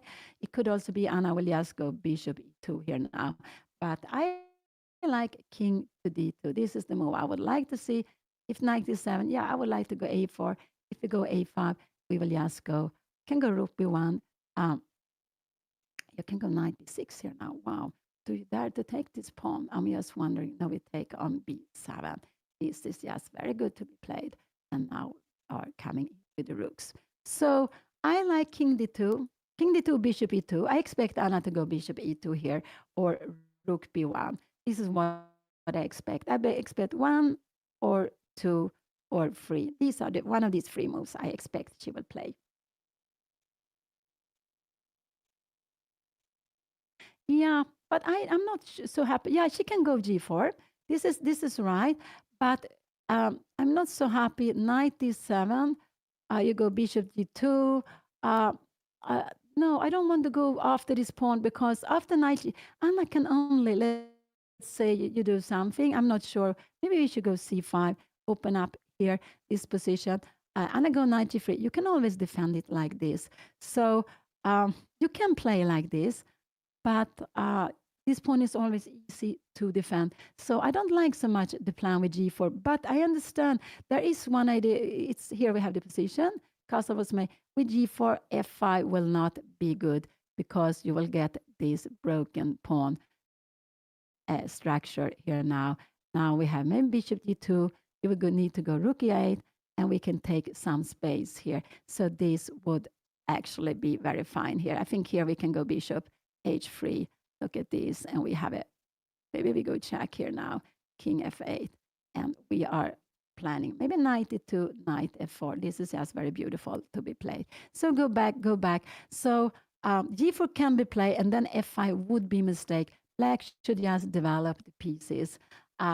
And so, but it's absolutely planned. But Anna can only take this pawn with 1 and 2 pieces. Her opponent can easily defend it with the bishop and with the rook on 8. But it's absolutely also planned. So it's a matter of taste. And like with g4, you're stopping the opponent from start moving here. But with the rook on h8, h1, I don't think her opponent wants to go g5 because Anna will always answer h4 and open the h file. So rook b1 is very natural to be played also. But after rook b1, I'm just wondering, can we go this more here, take rook f8, and maybe now I like, yes, rook b3. Could this be good? No, this is actually not good because you're losing the pawn. Sorry. You're losing the pawn like this. I am a little bit too quick. This would be, it's still a little better, but unnecessary. So rook b1, could her opponent go? I think he will go b6, but knight d7. Do we dare to take this? You have rook to b8 and rook b5, a6. And now, okay, I no, this is too difficult. But this position will be absolutely good for black. This will be good for black because black is entering here. We need to do something like this. We have a rook here, and we have problems to develop the pieces. And this knight is far on the rim. No, I don't like this. So she can go rook b1, but after knight d7, I think you should just maybe go out with the king like this. And then if you go b6, yeah, we can put the pawn on h4. This could be fine. After f5, no, this is not possible. We have this square. So pawn on h4 is always a good move to be played if you want to. And the idea with pawn on h4 is that you will go knight f5 and you will encourage your opponent to play g5 because then this h file would be open. The idea to go knight f5 and have a good knight on f4, knight f4, sorry.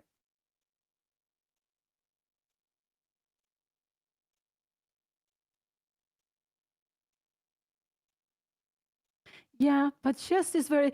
Some chess players look stressed. Some looks completely calm, even though they are stressed, but they don't show anything. But it's very, very interesting to see. I really love this that we can see the game very well on the online screen. We can see with the digital board, the digital clocks also the time. We can see the players. We can see their faces. And chess is stressful. It is stressful, and it actually even happened that people have got a heart attack by during playing games. So it is a lot of stress playing. It's just we get so focused. We are in our bubble. We don't really know what happened besides the chess. So it is a stressful game, but also very very beautiful game. And so it's so nice to be able to see the players, see their faces, their thoughts, everything, because it makes it so much more alive than when we only can see the board. And this was something I was dreaming about back 30 years ago. Um, in the old times, when you commented games in the tournament, in an open tournament or in a closed tournament, it was normal to have demonstration board on the wall, and you had the person who was moving them. So as soon they moved the piece on the board, the one who took care about the demonstration board move it on the demonstration board, which normally was just behind the players. Sometimes they could also have a commentator room, but it had to be somewhere outside where the players were not, so they couldn't hear the comments, so they would not be disturbed by the comments or get some tips by the comments. So that was a little bit in the way how you commented in the old time. But then I remember I think it was Cap Dutch in France, was a rapid tournament, quite strong. It was actually a cap system, if I'm not wrong, um, in the in the 90s, and they were playing like in a they were just sitting playing in the middle. You have the audience around, and the audience had headphones, so they got the commentators' ideas and plans in there. They could hear them, and sometimes you could hear the audience laughing. That was quite nice to see. So this was when it started to change, and I was so happy to see that you could see the players, you could see the game, but you can also get the commentaries view of the game, and like that, you understood it much better. So that was back in those days. Now we have all these online games. It's just amazing. We can sit at home and follow the game. No, I don't like long call ceiling because I think king d2 is better.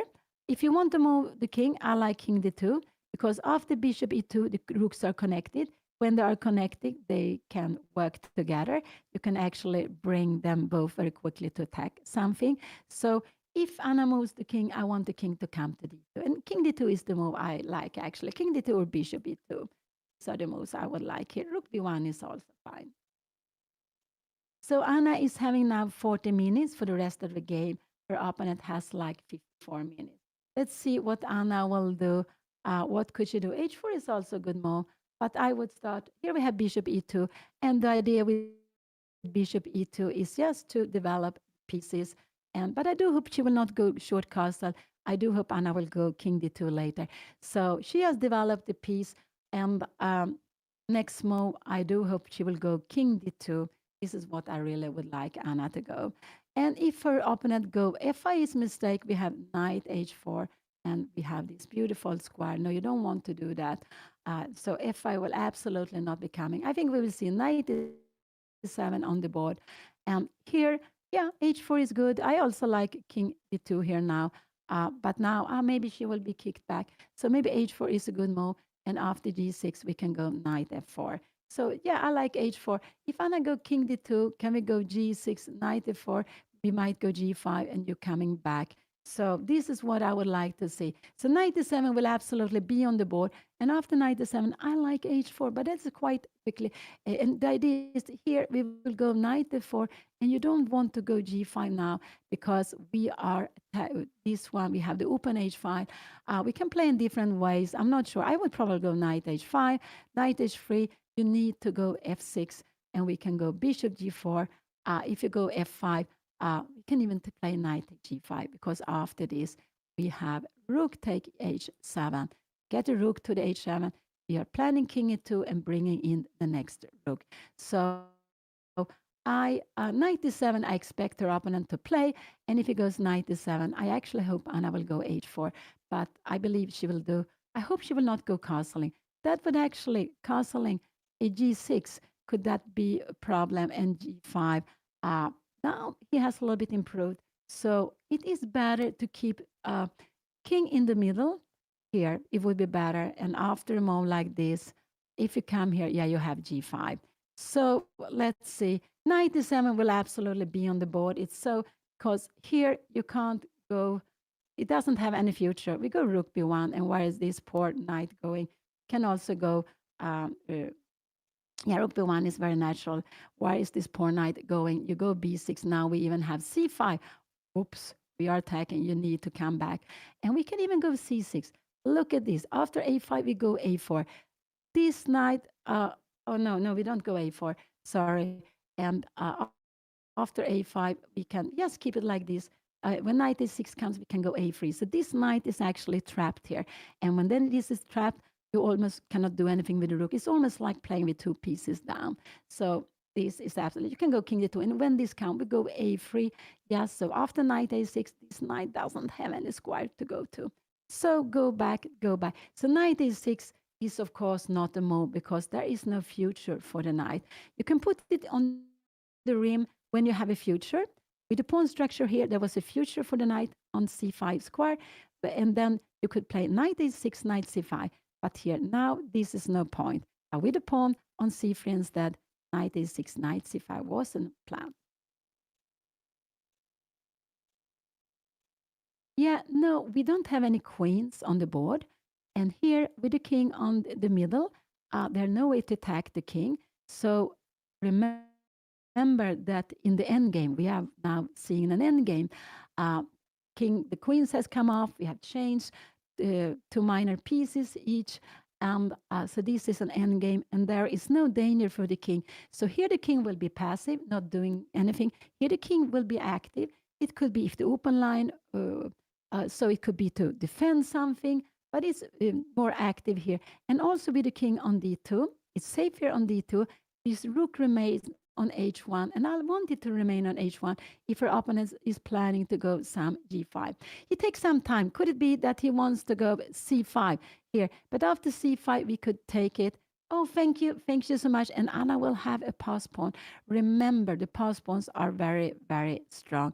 And in a position like this, maybe yes, rook b1 could be good and b6. And also here, we can go king d7, and we have the king here. We can put the king both castling. I'm not sure what is better to have the king there or not in a position like that. If he goes c5, I thought he would play quickly, but he can also go c6 now.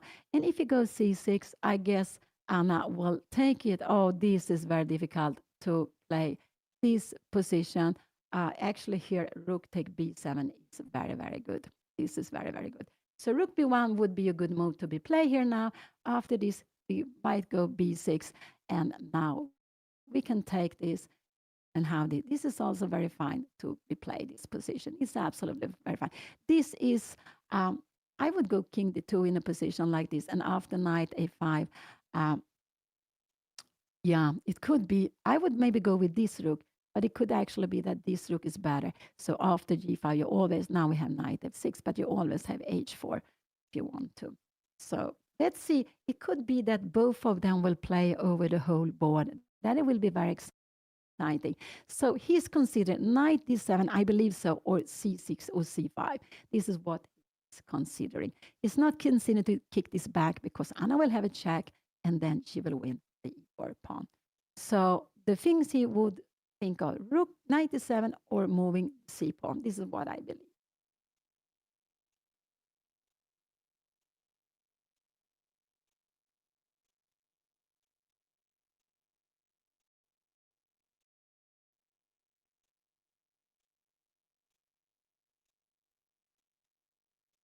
It has been a very exciting, unusual opening today.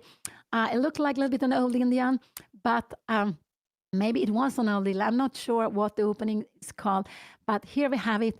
And her opponent went very quickly, d6, e5, and then e4. 97 came. That was absolutely natural move. Now, this is the move I would like to see on the board, or rook b1. But I don't want to see short castle, because short castle, her opponent could go just g5, and then he could go g5. Maybe g5 is mistake because of g4, and we have a grip of this. This f5 now. Um, can we take here? Bishop take f5 and knight g3. We have actually bishop h3, rook f b1. What is happening here now? And the idea is if you go b6, if you take here, we have bishop f5, bishop d3. No, we can't play this. This is getting fine. We have to be careful everything with the pawn. So don't go castle. Castle is not the move I want to see. I like king d2 or h4 or rook b1. These are the three moves I would like to see on the board. Oh, Anna looks very much at the king side, or is it in the middle of the board? I don't know. But she's on her way to move. But I do hope she doesn't go castle. King d2 is a good move. h4 is actually the move I would like to see maybe most on the board. But h4 is too much, I would say. But the idea with h4 is that this carries your opponent to go g5.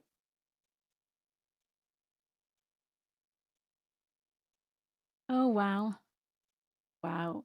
Here we see them both very, very focused. They have been playing for almost 2 hours. That's quite a long time. And normally the game goes on for 3, 4 hours, and that's quite a long time.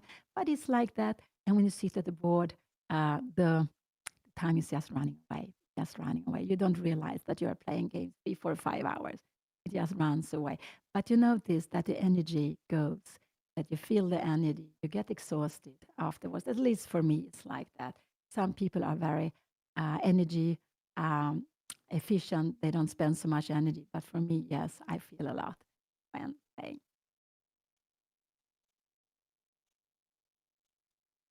And this is the seventh round in the MENORCA Open. And Anna has 2 of the 6, exactly as her opponent. And Anna has just made what is expected from her. She has won against the lower rated opponents and she lost against the higher rated opponents. And you can see in the background, it looked different today if you have been here before. And it's because today Anna and her opponent and some few other players are playing in another place. But most of them are playing. Thank you so much. Most of them are playing in the normal playing hall. So let's see what Anna will do there now. Yeah, sometimes it's better to leave the king close to the center. And here, when we have the end game, there are no queens on the board. There's no danger to have the king in the center. So from this, if on the king side, the king takes a long time to get to the queen side. Here, it's just close to both sides, and that's why I like it. I like king d2 to have the two rooks connected. So this is a good move I would like very, very much now to see.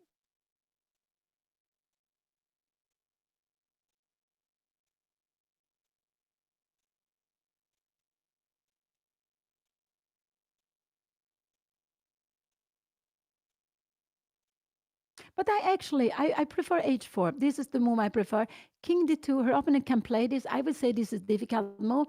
And now go f5. And now this knight doesn't have such a good future. So you want to go knight f4, but then you kick it again. we are coming back here now, and now maybe you can come here. I'm just wondering how is this position, and we are getting rid of this knight. This is about equal disposition. So, so this is the move I really would like to see at the board, but it's just very, very difficult move because now there is no point of going g6. There is absolutely no point of going g6, locking in the bishop because you don't want to go to play it this way. You don't want to play it like this. And after this, we would have bishop take e4. I'm not awakened. Bishop. The advantage of h4 is that with g4, the advantage of h4 is that you want to have the knight on f4, and if your opponent go g5, you will always open up the file. This is the advantage. If you go g4, it could be Anna will play g4. If you come here, yeah, we will go knight g3, and we are hitting the pawn. So if you come here, wow, we go maybe h4 and open up it. So that would be fine. And also, so g4 is a possibility to be played, g4. And yes, and the idea is that if you come here, we will go knight g3, knight f6, and here we can also go f4. We are planning e5. Here we can play like this. So this is absolutely fine to be played. I'm not sure if you should go to h4 because you have this move here now, and we have this pawn left on a light square, but this is also left on a light square, and this poor bishop is just so. And now we have king d2.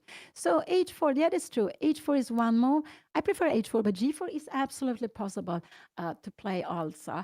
And g4 is the idea is simply that if you push back now, if g6 come, we want to go knight g3, and we g4 is and f5 is not anything you really like to do because we are coming back and we get this fantastic default square for the knight.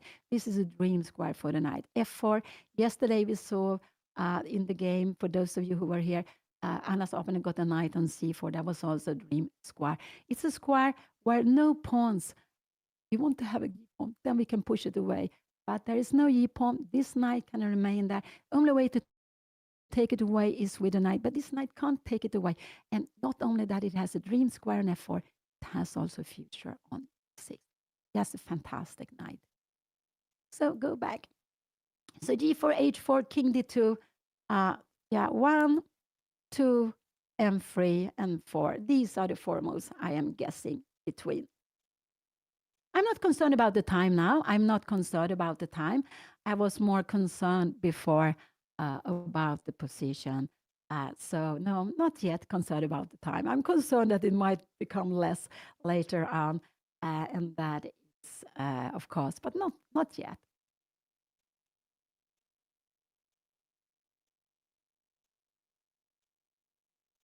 Yeah, my highest rating is 2550. I believe I had it twice, 2008, and I think I also had it 1995. So 19, yes, 1995. Oh, I'm a little bit early here. So that is my peak rating. Yeah.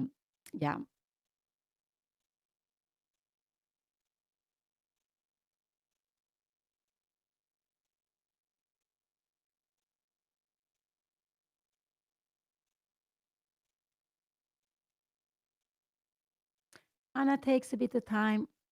That is absolutely fine.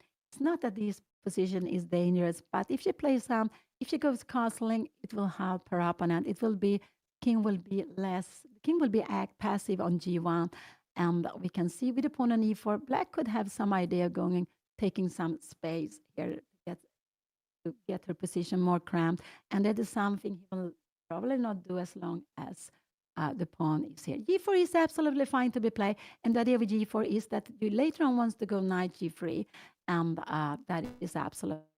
It could also be an idea of going H4 and G5 later on. So G4 is absolutely fine to play 1, 2, 3, and 4. Let's see what Anna played. She played H4. Wow, wow, wow. I'm so happy. I think that is a very good move to play. Now her opponent could play c6. Then it's actually good to go knight f4, rook f c8. And again, I would like, can you go king d2? Maybe this is a mistake. You should go rook b1. Can we go knight c5 here now? Oh, yeah, that is. Oh, no, but this is too difficult. Everything. I'm just wondering how is this position? Can we go here now? But you have sometimes. Do you have anything like this? No, we go knight take d5. Yeah, let's see. This is very far away. So c6 is maybe what he should do. But I like h4, and the idea is to go knight a4, and we can see Anna is not planning to go. She's not planning to go short castle because now this would not be a good move. We move it away here, and the knight is very active here, and this bishop. Oh, it looks like you could almost take a pawn to put here. Just now, it looks like a big pawn.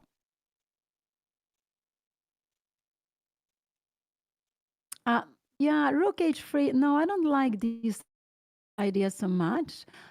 Because no, I don't like this idea so much. I want king d2 and to play on b and c line, or maybe to keep it here. But I like king d2 here now.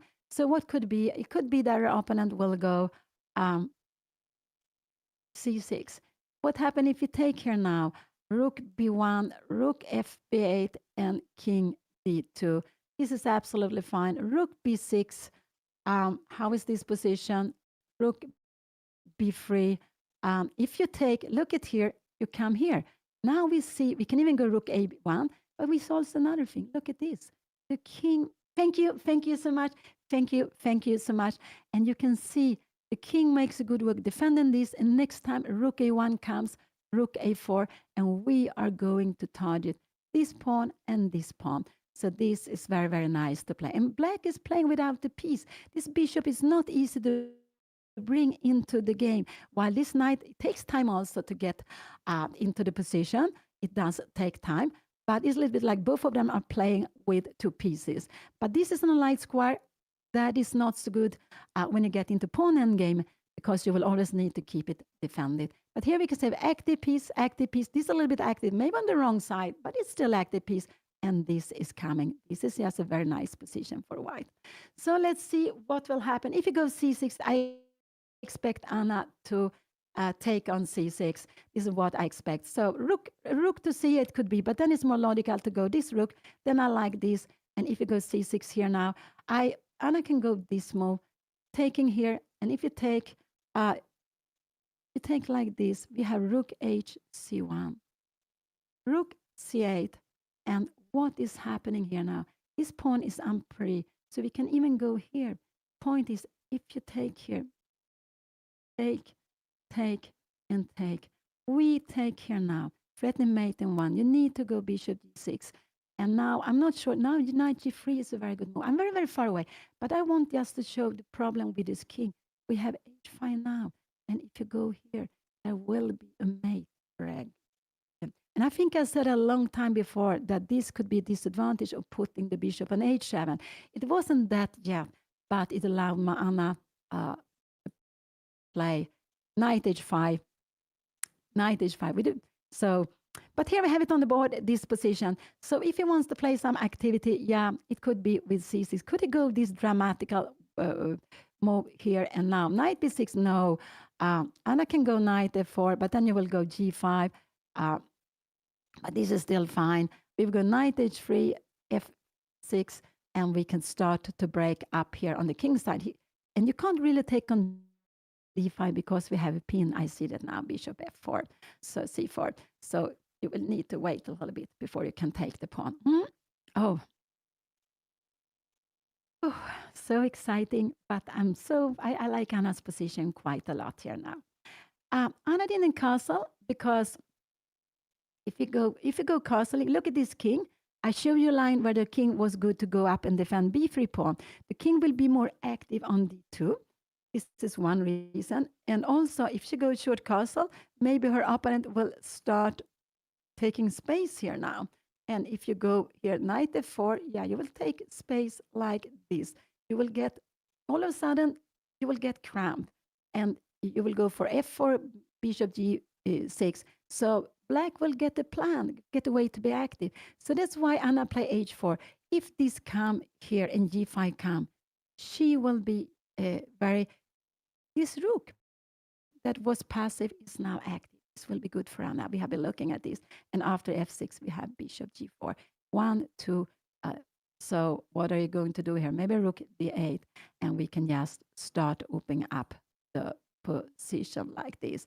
We will have king f2, no, king d2 probably, and rook to g1. So we are open up for the bishop, but we have target. We can play against the king. I was under knight b6 here now. We can even just like this. So this is also a good position. But okay, very, very far away. So h4 was to discourage the opponent to go g5, and the king will be more active in the middle. When we have an endgame, there are no queens on the board. You can see here there's no way to activate, to attack the king on 2.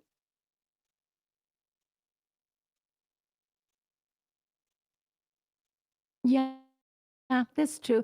So with the king on d2, you keep the queen king active, and the rooks are connected, so you can shift them from one side to the other. The rooks are very quick, but remember, the rooks and bishops are long-range pieces, the queen also, of course, but the knight is a slow piece. So the knight is here on the rim, far away from the queen side. So this knight, to get to the queen side, will take lots of moves, while this bishop controls the king side, but also controls here the kings on the queen side.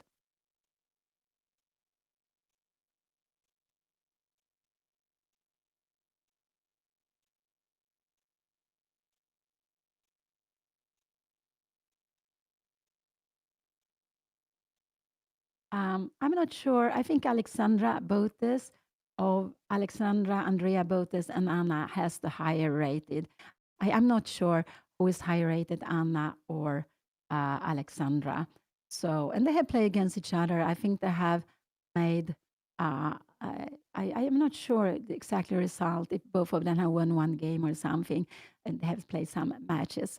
So I guess, so I'm not really sure who is the strongest of Alexandra or Anna, but I believe both of them are stronger than Andrea. No, Anna will go king d2, and then you can move the rook on h1 wherever you want. But it makes a work here. It discourages the opponent to go g5. So king d2 is a good move, and rook b1 can be coming afterwards. So h4 was a very good move to be played. I really like it. And remember, we have a light square bishop. The pawns are very good on dark square, because this light square bishop takes care of the light square, and the pawns on dark square takes care of the dark square. If you put all white pawns on light square, uh, we, we could see how restricted the bishop would be.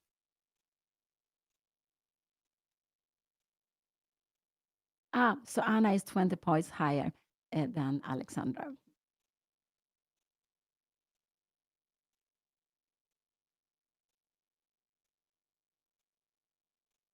Yeah, I also think it's very nice to see Anna and Alexandra play against each other. And that is actually, it's so nice. You are good friends, but at the board, you are fighting like tigers. And that is how chess is. It's just very, very nice. And I always think it's so good when you have time and energy. Not now when they are playing so many double rounds, but when you have time and energy, just at least a little bit. Yeah, now also you can do it a little bit after game. Speak a little bit about the game. We're learning from each other. And yesterday, Anna played against a strong grandmaster, and they were a little bit speaking after the game, blindfolded, without moving the pieces. And it's very good. You get some ideas what your opponent has thought was good, where did you go wrong, and it's a little bit of learning from each other. If you have time and energy, you play maybe one game a day. You can even go to another room and to analyze the game more longer with your opponent. So it depends on, I would say, it depends on the energy, also how you feel. It could just be that you rest after the game, but you are learning from each other, and that's quite beautiful. Which is, for the game, we shake hands. We are fighting as much as we can. After the game, we're shaking hands, and we are lots of times speaking a little bit with our opponent, and sometimes going and analyze maybe for hours with our opponent.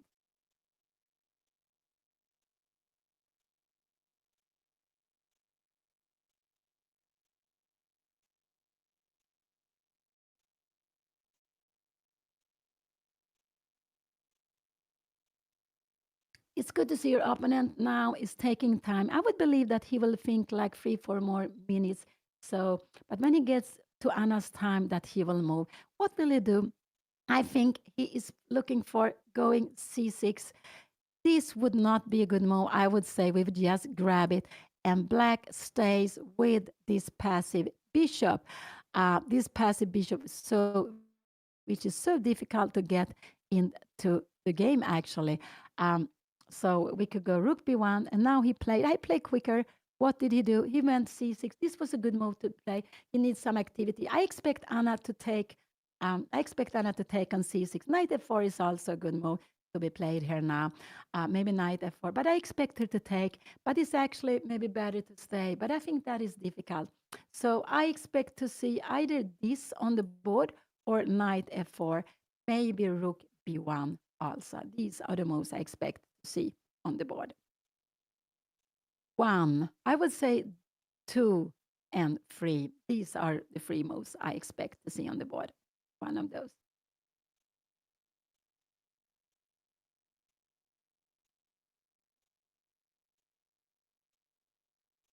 Oh, let's see what she will do. But I like rook b1. I really like rook b1. If you take here, but it could be rook take b7. You can't go here because we will just grab the knight. After a check, we have bishop d1. It's making a good work, so we don't lose the rook. So here, but I'm not sure Anna will go rook b1 because she will be worried about this here and knight b6. C take d5, knight take d5, and now we have king. This is a very good position. Anna is very active here. You have a rook on the 7th. If you come something like this, we will just come bring the next rook.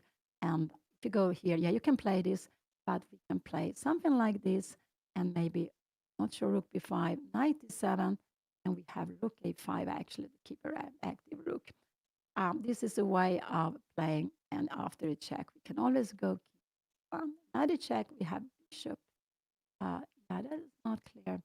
Um, and probably we should go king d1, and if we give a check, we have c2, and this is absolutely very good. Oh, so excited, so exciting. I am. Let's see what Anna will play. One, I expect Anna to take two and three, but I think this or knight f4 is what we will see. This could be possible. Can you take here now? No, we take the knight here. So I would say, I think knight f4 or take on c6. One of these are the most probably. Rook b1 is also a fine move to be played, but it's important that Anna can value this position in the right way. And she might be concerned here at this about rook b8 here in this position, but you can even grab this pawn because after check we come here and Anna will go castling very, very soon. After, I don't know, bishop f5, we will go castling very, very soon. And bishop f5, can we play this? I'm just wondering. Bishop d4, and we have this is actually fine to be played, this position. I'm not sure where we should go. We should actually go rook t1. But the pass pawn, even this position is good for Anna to be played, actually. So let's see, what did she do? She took on c6, took back. Now rook b1 or king d2 is important to make. She needs to go king d2 or rook b1 because her opponent will go here next move. This is what will do.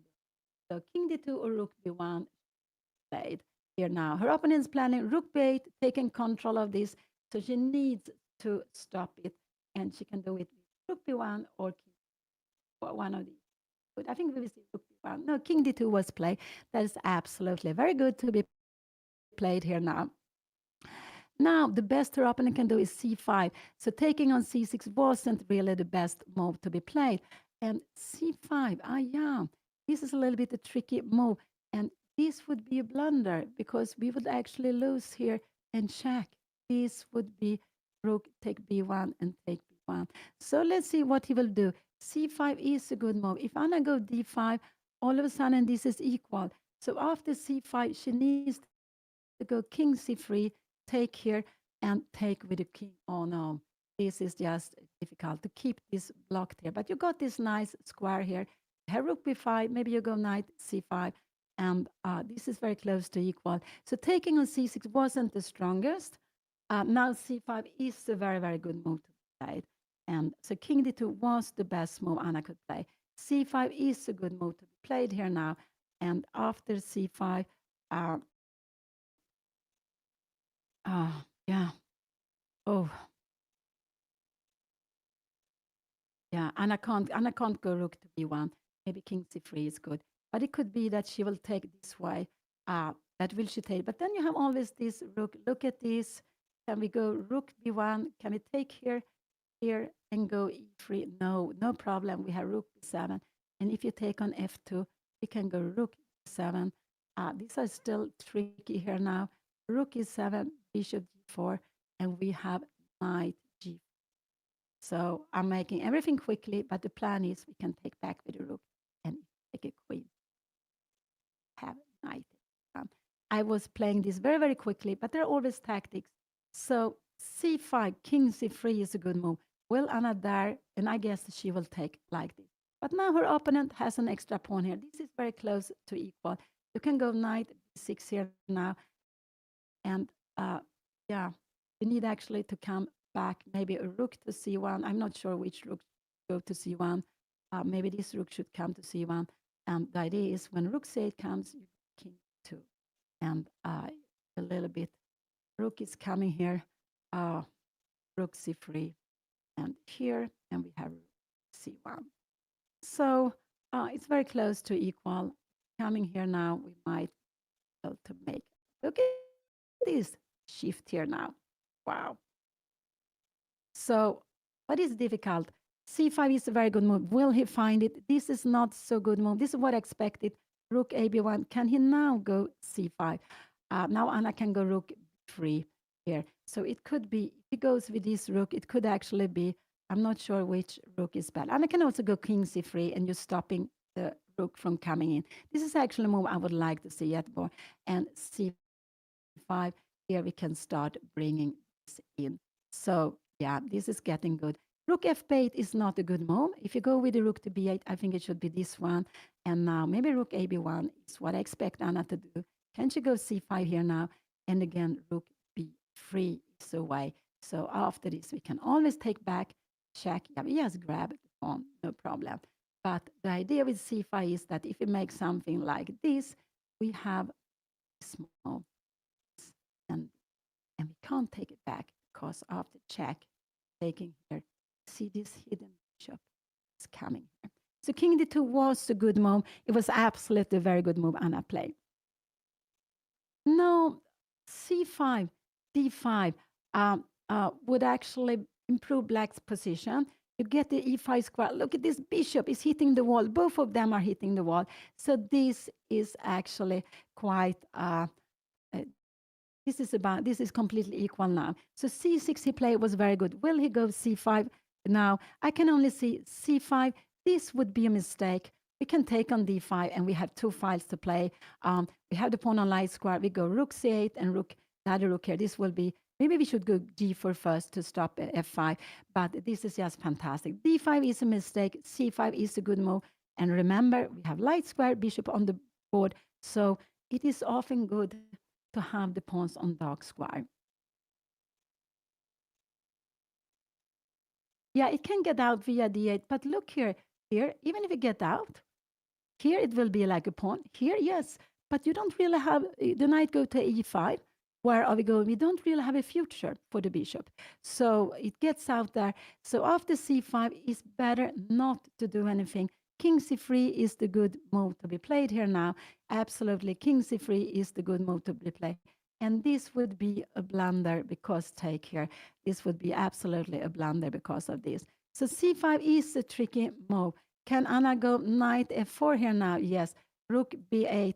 And she needs to go maybe rook h c7. This is absolutely fine to be played here.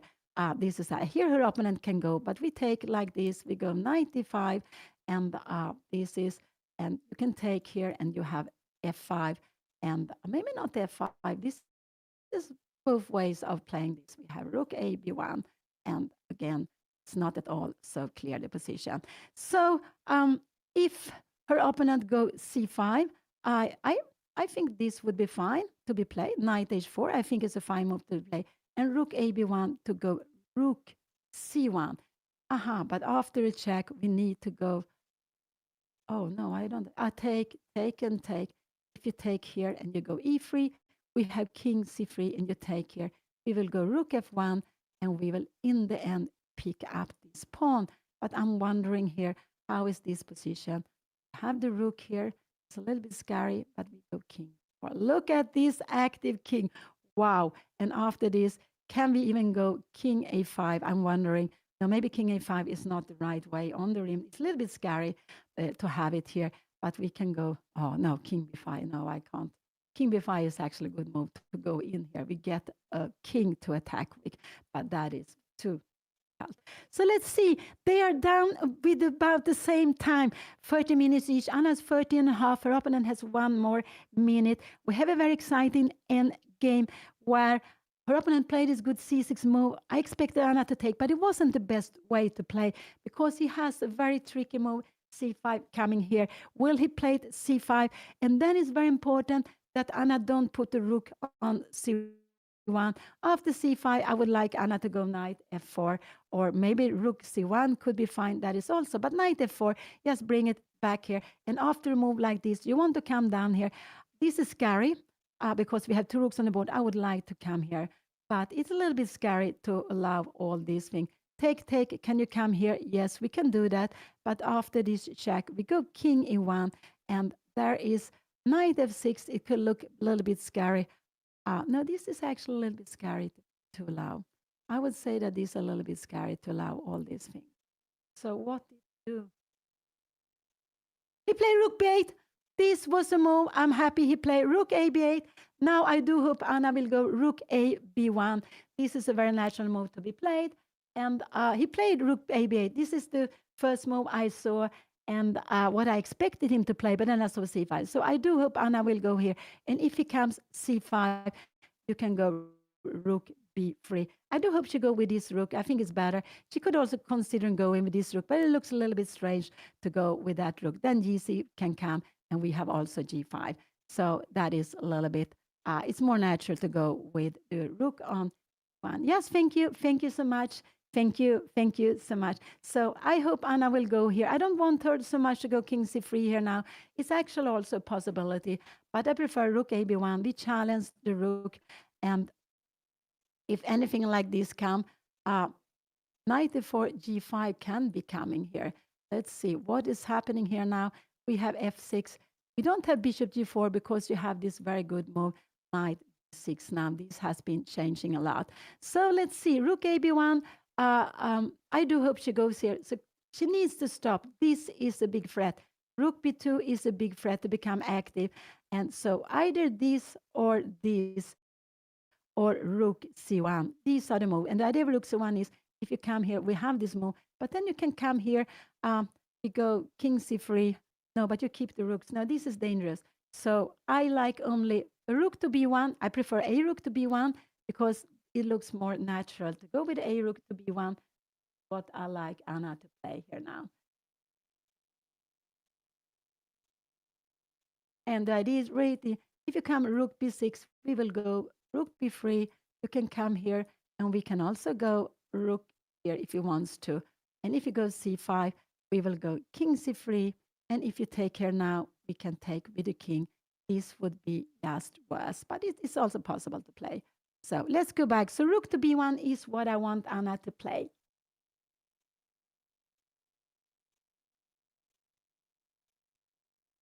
Yeah, but the pawn is still not on c5. Thank you so much. Thank you so much. Remember, with one rook, king c3 is absolutely fine. With two rooks, it could also be a little bit, because after this, but this is also fine. Rook b6, rook b1, rook b8, we have rook b3. And taking here, remember, we have rook a1. We have been looking at this a long time ago, and this is a very good position for white. So rook b1 is what I do hope she will play, and the rook a to b1.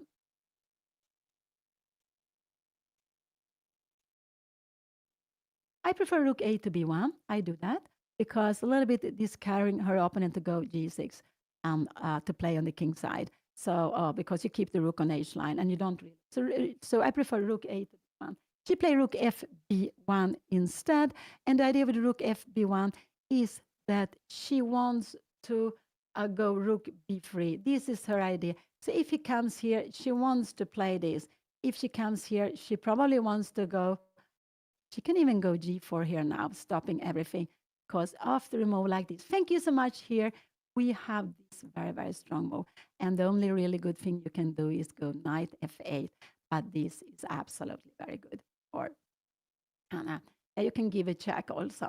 Maybe you can give a check first here now. King c3, I'm just wondering, coming here and look at this poor bishop. We have knight f4 take here, and we have h5. And see, this is a mate we have seen for also. Bishop stands on the only escape square the king has, and it's a mate. So go back. So play this. Now it could be that he will play something on the king side. Will he do it? Will he play all over the board? If he comes here now, knight g3 is the best move. He can go f5 now here. And if Anna comes here, can he go f4? I'm just wondering. No, knight take e4. No, no, that is not possible. So he can go g5. Let's say we don't have to take here now. And if Anna go rook b1, we will have, do we have f4 here now? No, I don't think so, because we're changing the rooks. This is not, and we go knight h5. This is not so good. We are threatening to come down with the rook. And this here, we will always take. I'm not sure. I would take with the pawn, but this is also possible to play. Both of them are fine. So go back. This is very, very far away. Very, very far away. So she played rook hb1. It was, and the idea is simply she wants to go rook b3, and if your opponent takes, the rook is already on a1. Absolutely fine too. But it could encourage her opponent to start playing on the king side when her rook left the king side. If her opponent go rook b6, we will absolutely, I believe, see this rook b3. If he comes here, Anna doesn't even have to care about this. She can go g4, just locking this bishop in. And I don't know, it could be that g5 is coming. If you do a move like this, we will maybe do this. Look at this. Even if you have bishop here now, we are just having a very nice position, taking control of everything here now. And so we also will have rook h1. If you come king here now, oh no, we grab the pawn. So here we have the position. Rook hb1 was played. Anna has more time than her opponent.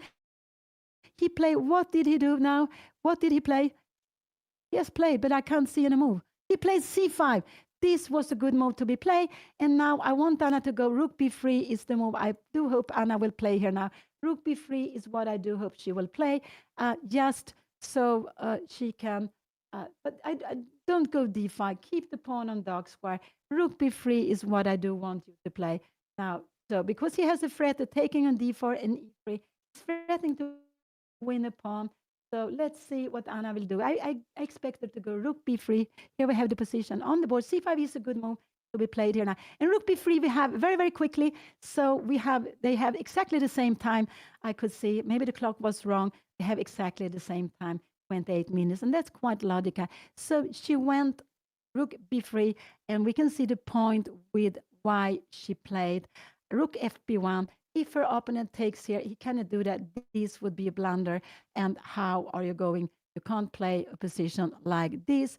We are going rook a6 and knight b6, and we are going just to play over the board, over the whole board. This one is trapped there. This one is trapped there. After king f8, maybe we will go a little slow-mo. King c3, you need to make something with this, and we are just bringing away the knight. I'm not sure exactly how we are going to bring the knight into the game, but it will absolutely be, we can even go f4, because after this, you will be forced to move away the rook, and we grab here now. So that's not possible. Rook b3, he cannot take on b3. This is absolutely clear. He cannot take on b3. Will we see play on both sides? He can go g5. It's better to go g5 directly because the knight is just on the rim. So actually now, Anna could be planning knight f4. She could be planning knight f4 now. So g5 is a good move. If you make something like g6, knight f4 is a good move. g5, and you go knight d5, and you bring this knight into activity. We can see here the knight is on the rim, so going g6, you help the knight coming to the center. And I just want to show this again. You don't have to take, because if you take, you will get this fantastic square. We go after the pawn like this, and the knight always have f4 square. This is just fantastic to play. You need to remain with the pawn. But look here, in the center, the knight is close to the king side, close to the queen side. Here on the rim, the knight is only close to g7, f6, only control 4 square. If you are in the central, you control 8 square. So the knights are normally not so good on the rim, but there was a reason why it happened to, to, to come up there. And it was a good reason. It was a good move Anna played. So we can see that this one is passive, but this is also passive blocked by the pawn. And black is playing for, there was a tactic, and Anna saw the tactic. She see the long diagonal, and the rook was standing here. There could be very nasty things if he could take up and go further with the pawn. If he now takes up and go further, we will actually just grab it, and we have a very healthy pawn. This will be just fantastic. And we get this bishop out here to play. No, that is not possible. And this is the beautiful MENORCA Open. It's the 7th round out of 9. And Anna and her opponent, they had 2 out of 6. The Paris system is always looking for an opponent with the same points, and that it needs debate rook b6. And now, actually, this is not such a good move. But the idea is rook b1 would be a blunder. So I like knight f4 here now. This is the move I would like to see on the board, knight f4. But maybe she doesn't want to play because of this. But now we could actually take on c5 and go king c3. And what is happening here now? This is absolutely very fine. You see, we have a light square bishop. We want the king to be in dark square. So this could actually be, I like knight f4 here in the position. This is the move I like for Anna to play. So he wants to double the rooks. He wants to do that. But I like knight f6. It could be that Anna doesn't want to go knight f6 because of knight here. But then we have time. Should her opponent take here first maybe, and then take back and now go knight f6. That could be also possible. But then we can go king e3. Can't do it. We will grab the bishop. So this is very fine. And if you go something like bishop f5, we can even go knight h5 again. If you go away, we will go g4. And you see, we are bringing back this bishop here, and we have knight f4. And this time we come here, we are pushing the pawn, pushing your back. So this is the nice way to play. I like knight f4 in this position. If you go here, I wouldn't go g4 here now because you have g5. So no, I would like to go after knight f6, just maybe to take on c5. But that is maybe not such an easy thing to go here. So I'm planning rook d1. If you go rook d8, I will maybe even go rook a3. No, but rook d6. Or maybe rook b1. Yeah. So let's see. Let's see what Anna will do. But I like knight h4, but it's not sure she will do it. This will be a blunder because of this. Now her opponent will be better. So rook b1 is not a good move to be played. Not at all. e4 could be a good move also. You can absolutely go g4. But I like knight f4, knight f6. If you go g4, her opponent will go g5. How is this? Will you do that? No, we have knight h3. Wow, no, this is very good. No, this is very good. So this is what I like. I like knight f4, knight f6. We can take a c5, but we can also go g4. And what after this, take knight h3. How is this position? Could it be e3 check? There are some tactics here. Knight e4 and king e1 and f5. Yeah, this is a little bit scary. With f5 coming here now. But I'm not really concerned so much here. I'm not. After this take, if you take here, you see the king walks on the dark square. We will pick up this pawn. We have a very good position here now. So go back. So I like knight f4 is the move I would like to see on the board. Oh, so this is, and knight f4 was played. I like it because you have a plan to go here, and let's see what her opponent will do. If knight f6 comes, I believe Anna will go g4, but let's see if that will be happening. This actually is not a good move. You can go here, And if you take here and take, we can go rook take here now. If you give a check here now, we can go king c3 take, and we have an enormous threat of mate here now. If you go bishop g6, we can just take the pawn. We can also go, yeah, bishop, yeah, you need to go bishop f5, and we will, no, you can't do it. We will grab it with a check. Oh, it's so, you remember these knights. So knight f4 is a very good move to go. And her plan is 95. If she's allowed, if he takes here now, we would of course take back, and then this is coming. And after knight f6 here now, d4 is a good move. It's absolutely a good move. But I expect her, maybe Anna will, her opponent will go e3 in some move. Here, this could be the best, but that is impossible to make. I think this is very natural to play here now. Take and take. And yeah, now knight e3 better, knight e5.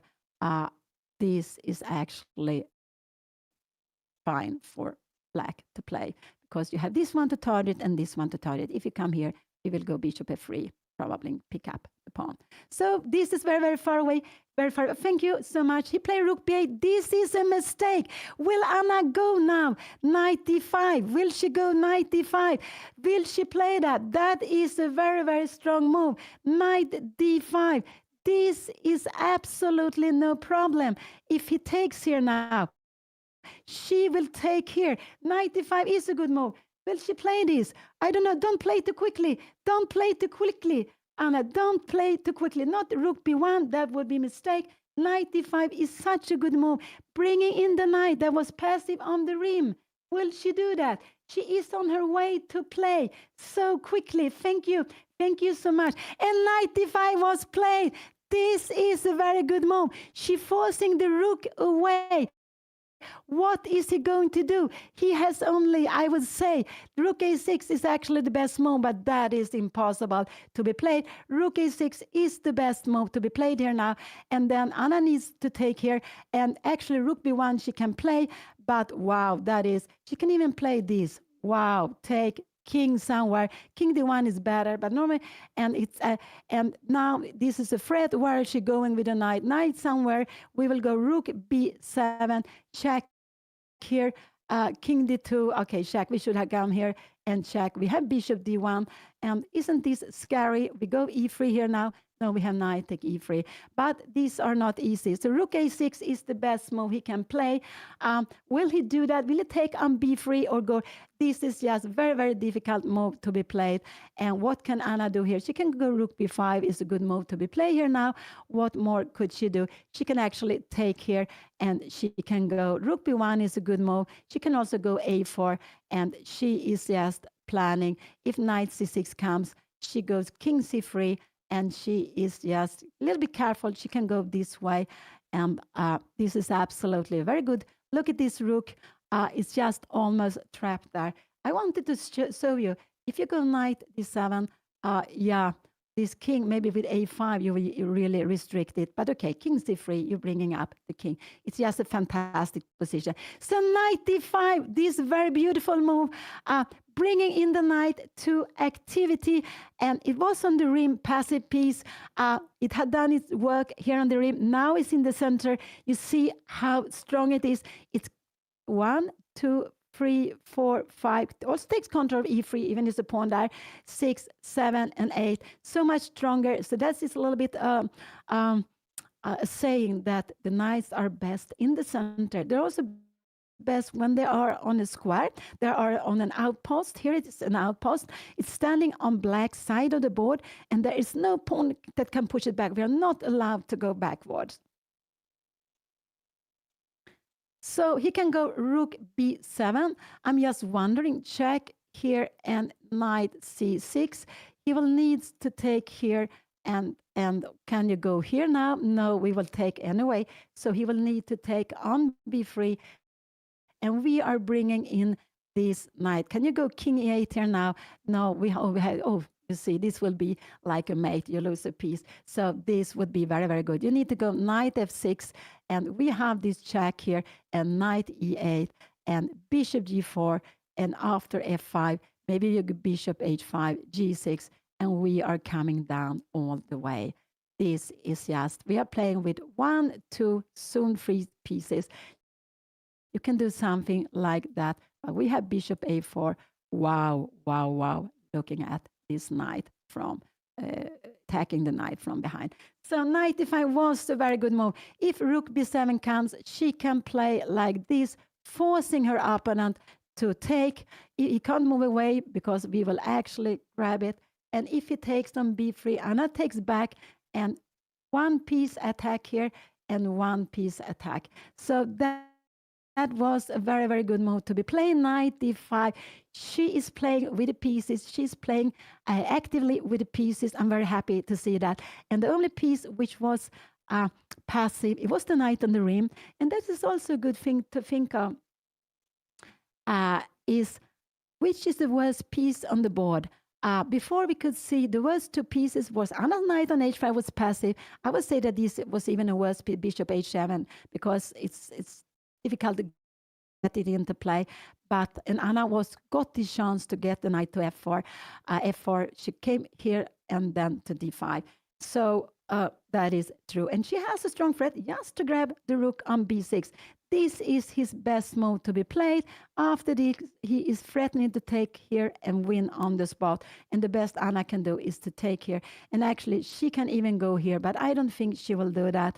What do you expect her to do here? Maybe a4 could be a move that she will be playing here now.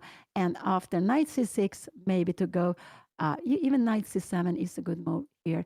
And king c3, but I don't expect that. And then to go king c3, just to keep everything under control here. And now king f8 could be played, and we can go bishop d1, planning rook. We don't plan rook b1 because there could be, if you can, but you can't come here. Oh, we take rook. So this is actually very, you can play maybe something like bishop f5, and now we go bishop c2, targeting this piece also. And after that, now finally we are planning rook e1, the position. So go back, go back. This is just very good position now for Anna. Knight d5 was very, very beautiful. She leaves this pawn on pre. She leaves this pawn on pre. And yes, Anna is a FIDE master, a woman FIDE master, and you get the title when you reach the rating of 2,100. And you get, I'm not sure to become a FIDE master in the open class if it's, I believe it's enough to reach 2,200, but I'm not sure. So I do hope I don't say I make a mistake here now. And the next title for Anna is to become a Woman International Master. And I believe you need to make norms, to make free norms with a performance of 20 to 50. I believe it's like that. So free norms, normally it's about 27 games. I'm not sure exactly what number of games you need to have, but normally it's free tournaments. Candidate master is 2,200 and FIDE master is 2,300. Thank you. Thank you so much for telling me. Oh, so exciting. I'm so happy with Anna's position now. She has active pieces. She wants to force her opponent to make her pawn structure even better. You can see, look at these 6 pawns. They are standing together. When you take here, all 6 pawns are standing together. But what the most important is that this is a backward pawn. You can't move it further, at least not now, but you open the line for the rook, to open your line for the rook. So that is the main point. And coming here, she can actually, then you have rook a6, and you will grab this next pawn. King f8, yeah, we will just grab it. And after, if you go something like king a8, we can just go king here, and we are having everything under control. So go back, go back. So, oh, wow, wow, wow. This is his best chance to play rook a6. I would say that that is a very difficult move to be played. And then I expect Anna to, after rook a6, she can even go rook b5, but I expect her to take here and to go a4, just to defend the pawn. And after a move like knight c6, to go king c3. You are stopping this move because we will actually just grab it. Rook b6, we come here. No way for the rook to enter. We have a very healthy extra pawn, just winning position. So this is what I would expect to be happen. Now her open is down to 70 minutes. Anna has 25 minutes, so she's ahead of time. Remember, they are playing tournament with classical time control, but they don't get any extra time more than the bonus time for each move. After each move, they get half a minute, and this is possible with the digital clocks. An idea of Bobby Fischer long time before we even had digital clocks, and just changed the chess in such an important way, having digital clocks, having this extra time. So also when you play blitz, the official blitz time is 3 minutes each, but you get 2 seconds per move. And the idea is that if you have a winning position, you have time to bring it home to win it.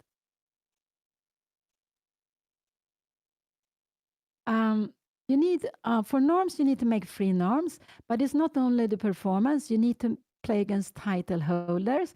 Anna has played against 4 players with title holders.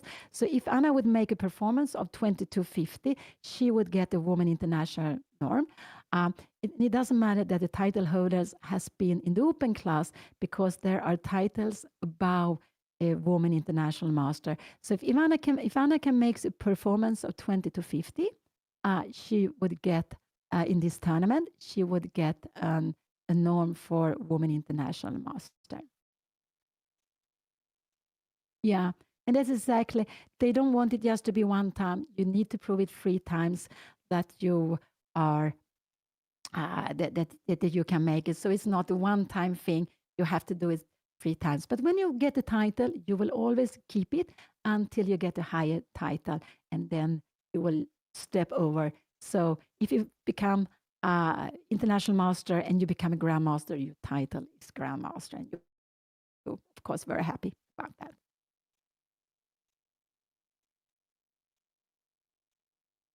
Oh, so exciting, but such a good last move. I'm very happy for the game Anna played, except the opening. I wasn't happy when she took this double pawn, but there was a plan behind it. And this is important. We need to have a plan. It could be that it's a bad plan, but we need to have a plan. So we have ideas how to follow up. That we're not only looking for one move, we're looking for a small number of moves. And then maybe the opponent makes something we don't expect. Then we have to readjust our plan. So we are making mini plans during the game. And very soon we need to maybe adjust it. The opponent makes some unexpected moves, something we haven't seen, something we didn't calculate. Maybe it's a very good move, maybe it's a mistake, maybe it's just fine, but we then again have to make a new plan. I think a bad plan is better than no plan at all. This is what I think. Uh, so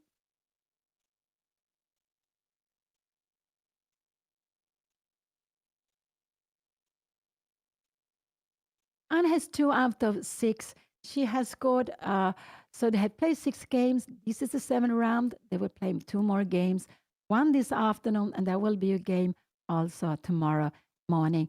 And this is exactly what is expected from her. She has won against the lower rated players. She has lost against the 4 higher rated players. So the 4 higher rated players has had at least 200 points more than her, and the lower rated players has had at least 200 points less than her. Not today. And we still haven't counted. This game is going. There's still a fight, a long fight, but Anna has a good position here now.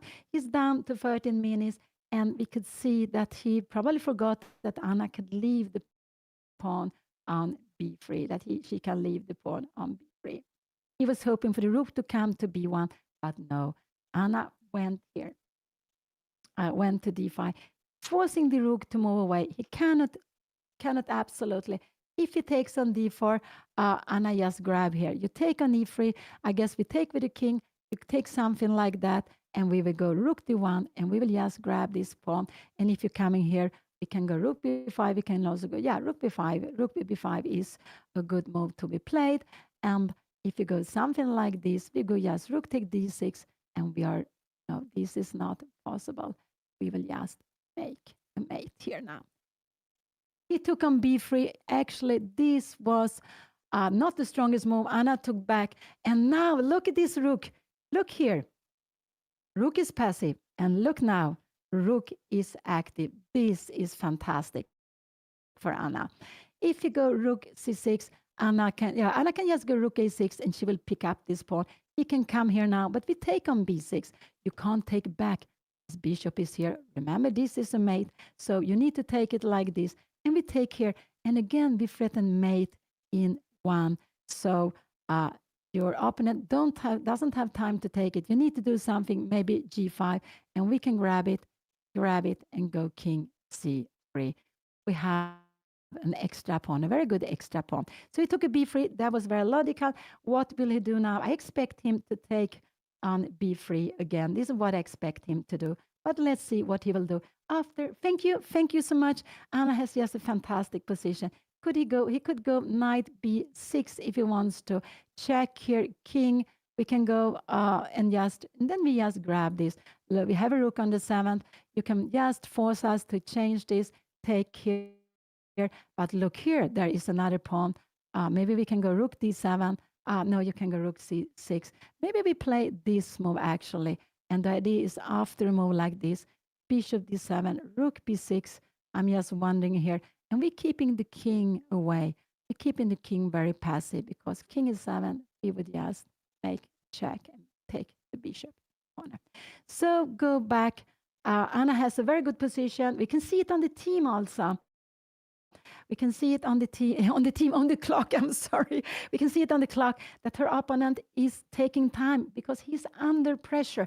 Today, now in this position, Anna is the one who's putting pressure. We have seen the games when Anna was playing as higher rated player, and in the end, they were putting pressure against Anna. She had to defend in a difficult position, and she was spending lots of time and got into she had difficult position, but also a little time. And in the end, she went wrong and they just won the game.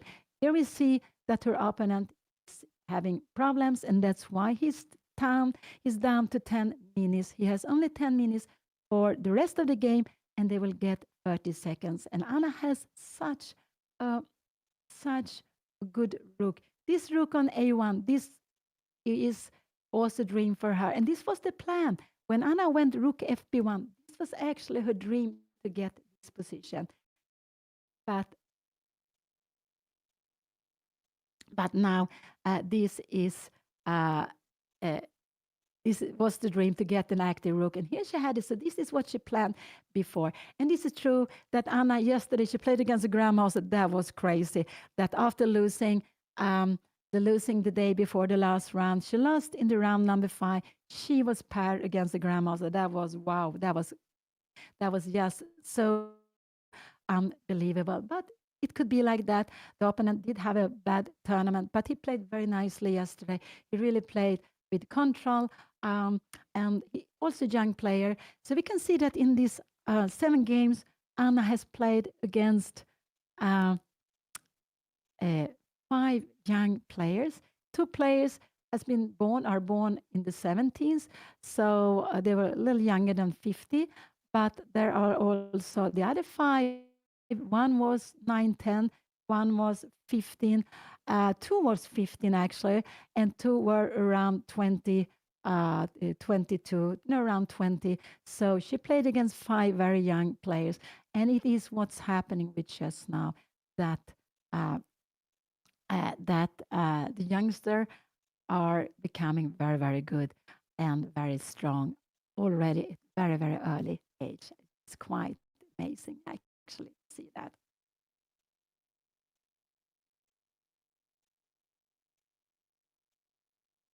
Anna looks calm. I'm very happy to see that. She has 25 minutes. Wow, that's so good. Wow, that is so good. I'm so happy to see that she has more time. She has also a very, very beautiful position. You see the rook attacking. And it's not only the attack, the pawn, it comes to the 7th.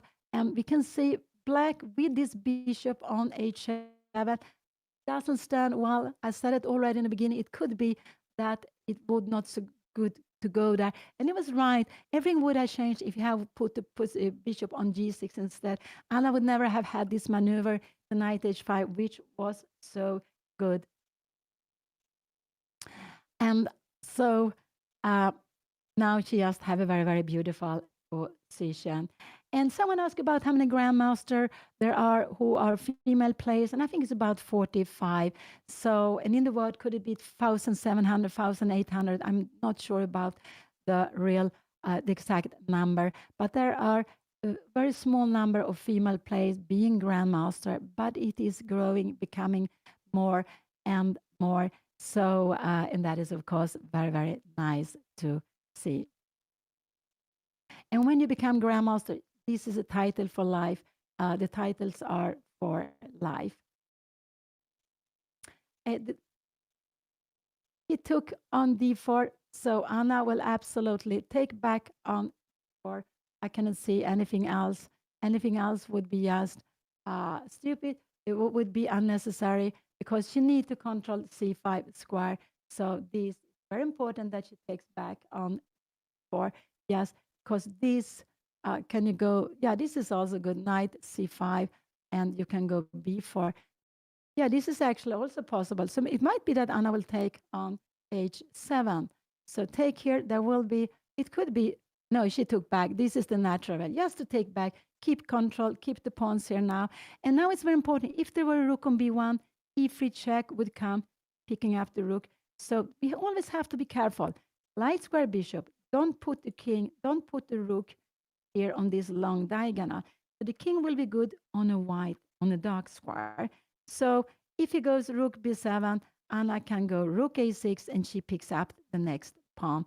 That is actually very natural to be doing. So he took on d4, Anna took quickly back, and that was, I think that is very nice to keep the pawns together. She could have taken an a7, but that is not at all. And also after a move like this, Anna take here. Can he give it check? We can actually go king c3. King e3, he could give it check again. And this is possible, but it gets a little bit scary. Knight f8. Wow, I'm getting a little bit scared of the king here now. Maybe we need to go some h5.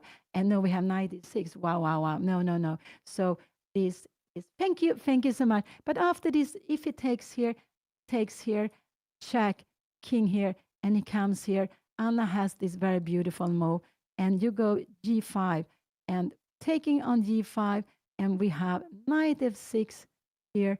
We take this, and we go rook take f7, king g6. We have rook f8, king g7, rook f5, and if you try to kick us, we have g4. So in the end, we will have, and if you try to do anything like this, we can even, this is a very nice move here, and we can go, just go for this pawn and game. Remember, pawn and games with a pawn more is normal winning, and there's no way king can attack any of Anna's pawn. This is winning. Very, very far away. So, but he's into problems. He's down to 6 minutes, a little less than 6 minutes. And what can he do? Will he take on b3? I guess he will take on b3, expecting. If he comes here, Anna can just go rook a6. If he comes here, she can just take it. And the only way to take it is like that. And we have this mate threatening. There is this huge, huge threat on mate because the bishop is taking away the only escape square black has. And if black does something, maybe here, we can just go king c3. Can you take this pawn? And we can start marching with this pawn. He played, what did he do? I expected him. He went rook b7. Now I think rook a6 is a very good move to be played. Rook a6 is a very good move to be played here now. Let's see if Anna will do that. Yes, go after the next pawn. So we can see this is a weak pawn, but this is also a weak pawn. And we could see it also before. She can go king c3, yes, try to defend, but if she wants to. But then her opponent maybe go g5, and there will be, let's see, she can also go knight e7, but I like rook a6. This is the move I like. This knight is very good here. So I like rook a6. She can go check here and knight c6 if she wants to, but this would be actually less precise. No, I like rook to a6, just keep the knight very strong in the center. And it looks like she's going to go, here we have it on the board. Wow, very, very good. Because the knight stays strong in the center. The king stays on mate on the last rank. And we have seen that knight b6 will not help black because of these problems with mate on the last rank. So we can see here now that was a very good move. One weak pawn, another weak pawn, and black doesn't have a good way. Black cannot defend the pawn. Black can only try to block the line, but then Anna can take, and the problem is the mate can't take. We have seen this several times. It is a mate, and if you take like this, we will just grab this pawn. We can even play this, even to play this, and we will walk up here now. I'm just wondering, king b4, bishop d7, even this would be a winning position, and we will just march down with the b pawn. Even this would be a winning position, but why? But instead, of course, after knight b6 here, we grab the pawn, and we that will be winning. e5. I guess Anna will grab it. Rook take b3. We can grab it here now. We are threatening a mate here, and let's see. He played knight b6. We have it on the board. I'm quite sure Anna will take it. He will need to take with the rook, and then he will need to take with the rook, and Anna take on a7 and g5. This is what I think we'll see on the board. Um, I think so. So this was the best he could do. So here we have it. I'm quite sure she's going to take on b6. And here we have it. She's playing quickly, and this is good to do. Her opponent will absolutely, he will take back with the rook. That's the only move he can do. Here we have it on the board, and he needs to take it back.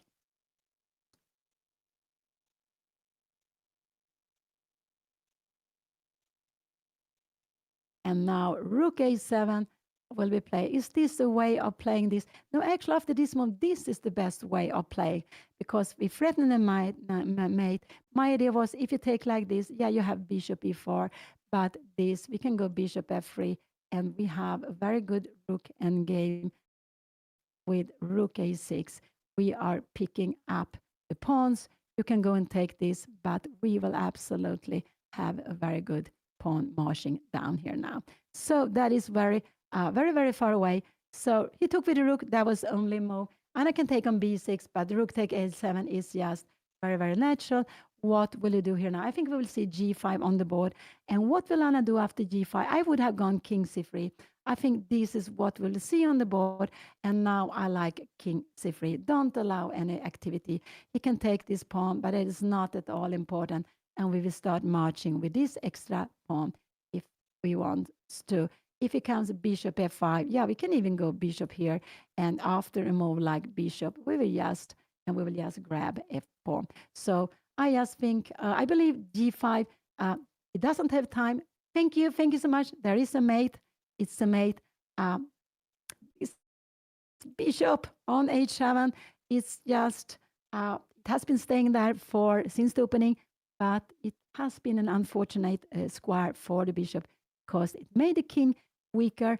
It also, because there are back rank problems. So Anna is doing great. And now next move, whatever he does, I like king c3 now next move, just defending. So I think we'll see g5. And Anna can take on g5, but I like this move. I really like this move to be played. And f5, wow, wow, wow. Yeah, we can just take it here and we can go. We start marching with the pawns. I mean, this pawn will never do anything here now. We can even go bishop g4 if we want to, and we are restricting the bishop. But we will just start with going c5. He played f5. I think that made it easier for Anna. She can go c5. And actually, if she goes c5, this is actually what I believe Anna to do. Take and take. You can't take this pawn because we have bishop c4 check, picking up the rook. So I believe Anna will go c5. c5 or king c3 are both good moves, but I like c4 and take and take. And if you go rook c6, we will start marching with the pawn.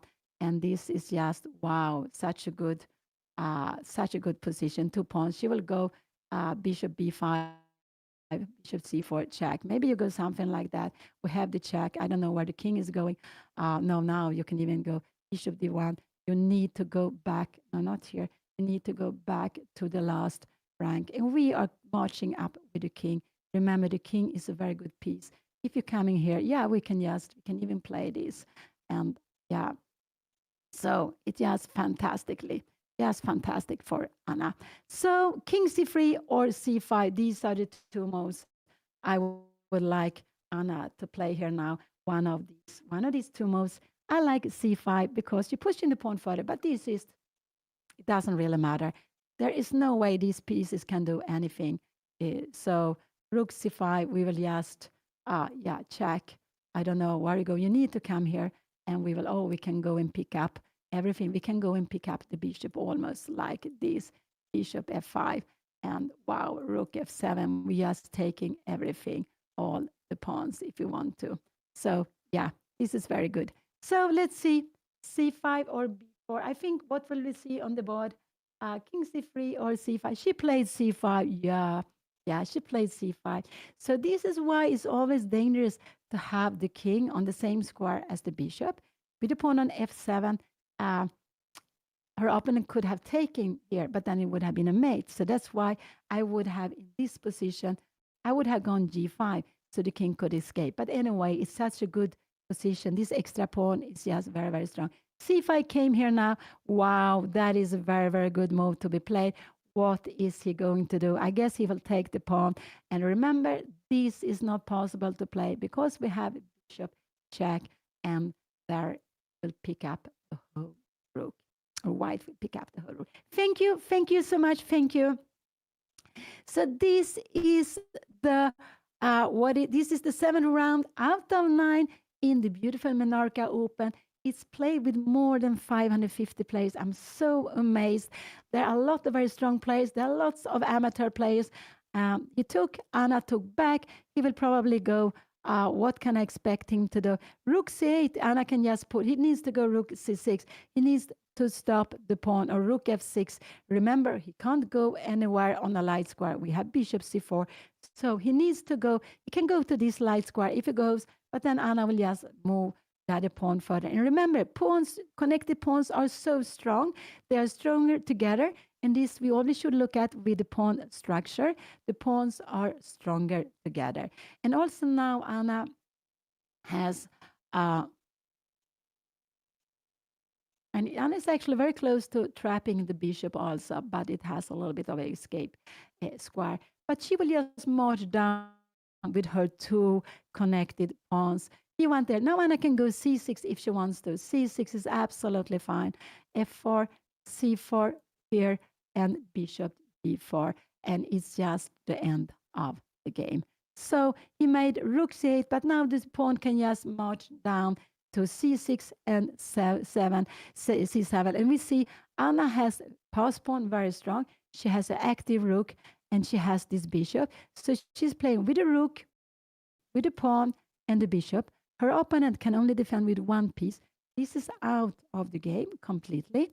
The king is also passive. So it means that one and two pieces supporting this pawn, it will be too much for the rook to defend against.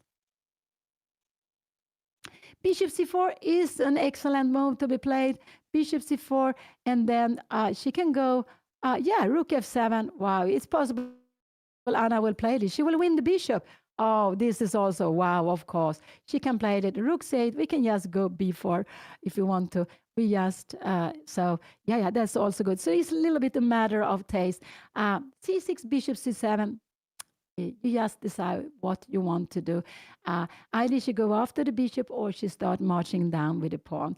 So it's just, it's also very good. So it's just such a winning position. Anna can play this in different ways. Absolutely. I believe we will see bishop c4 check on the board.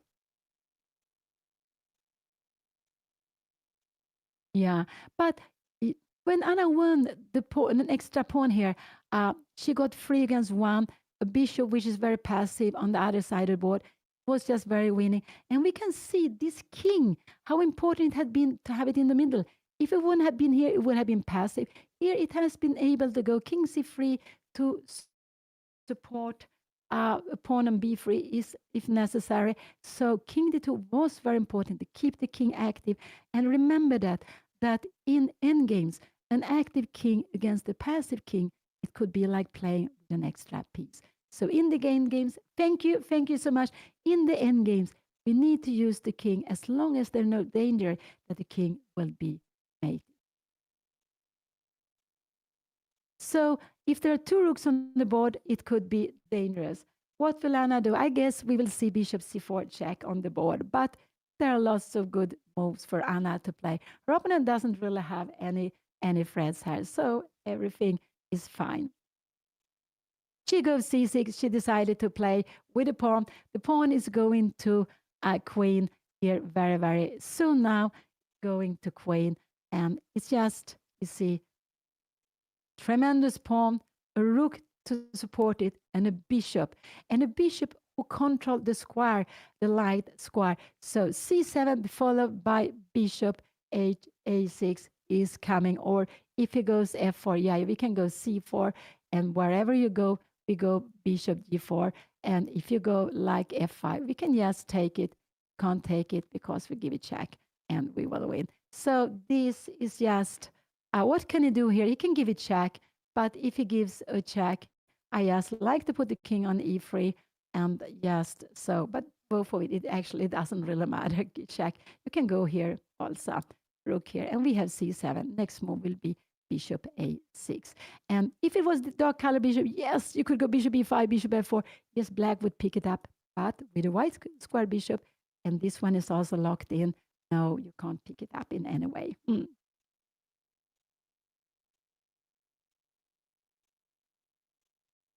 Yeah, Anna has played very nicely the whole game. I didn't like the pawn structure she got in the opening, but after that she has played very, very nice move.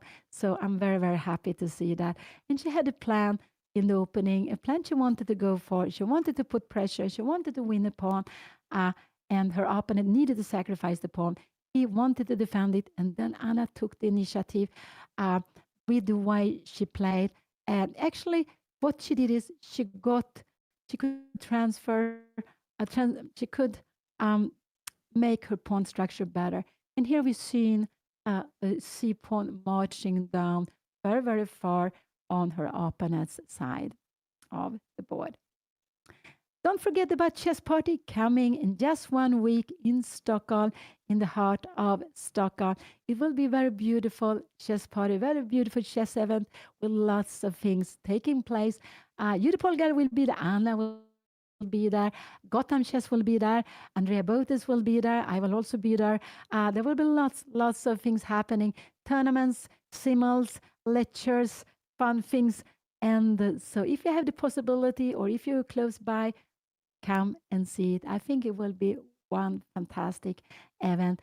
And if you haven't bought tickets, planning to come, if you write Anna if you write Anna in the code, you will get a discount of 10%. So there will also be this beautiful Tusenmanna tournament, which has been held during lots of time, but it's quite a long time since last, and it means the tournament 1,000 people. I know there are not yet 1,000 people, but there are more than 600, and there's some very strong players coming. Now her opponent resigned. He resigned. There was time to give up the game. Wow. So Anna won this game. She won the third round, and she is going up to 3 out of 7. She's actually scoring exactly what is expected from her. So she lost the first round against an international master. She won against a Spanish player with 1860, a lower rated player. The second round, the third round, she lost against a FIDE master with 200 points more. The fourth round, she won against a young prodigy with 1800, but already a world champion, under 10 twice from Canada, Elliot. And in the fifth round, she lost against a FIDE master from Spain, also 200 points above her. And in the sixth round, she was very surprisingly paired against a grandmaster yesterday evening with 500 points higher, and she lost that game. But I think it was very nice that he got the chance to play grandmaster. And now we see the seventh round that Anna won it, so she's scoring up 3 out of 7, and I believe she is about equal with her rating, and her performance is a little bit better than her rating. So that is very, very nice. It has been an amazing game. And you can see, end games are not boring at all. They're also very exciting. Sometimes there are slow moves coming. You need to sit on your hands. But remember, think of Pawn structure, very important. Think of what do my opponent wants to play. Maybe to think of which is the worst piece on the board, which is the worst piece for my opponent. Do I also have a bad piece? Things like that, and just try to a little bit speak with yourself. Let the pieces speak among them. So there is a team playing together. A lonely piece seldom can do too much things. Seldom can mate alone. You normally need to be a little bit of a team. Like we can see here, there is a team. The rook support the c pawn, but also the bishop. So there are two pieces supporting it, and that is enough to overcome the rook. This pawn will force the rook to sacrifice for the pawn, and with the rook more, you win easily. So that was the 7th round in Menorca Open. There will be another game at 5 o'clock p.m. very soon. And thank you so much. Thank you. And now Anna will be here with you at any moment. She will, of course, be very, very happy. It's just such a beautiful feeling when you won, but also when you feel you have played a good game. And Anna has played a very good game. I'm very happy for the most I've seen her playing, and we can see her plans clearly. She went rook hb1. I would have preferred to go with other rook, but how it went, it was the perfect rook we played free. So it has been amazing to see her playing today and playing endgames and learning end games. Best way, play them out. Even if you look draws, keep on playing. You will get a feeling for it. So thank you so much for being here, and stay a little bit longer. She will be here with you, and she will tell you about her thoughts now after the game. Before, for those who was here early, you could hear her thoughts before the game, but she will also tell you now about her thoughts after the game. Next round, Anna, I expect Anna to be black. I expect Anna to be black against a high rated opponent. I think so. Because among these close to 400 players in Anna's group, there are more than 550 in all groups. Now Anna is here. Anna is seeded number 265. But here she is, and she will tell you about her thoughts.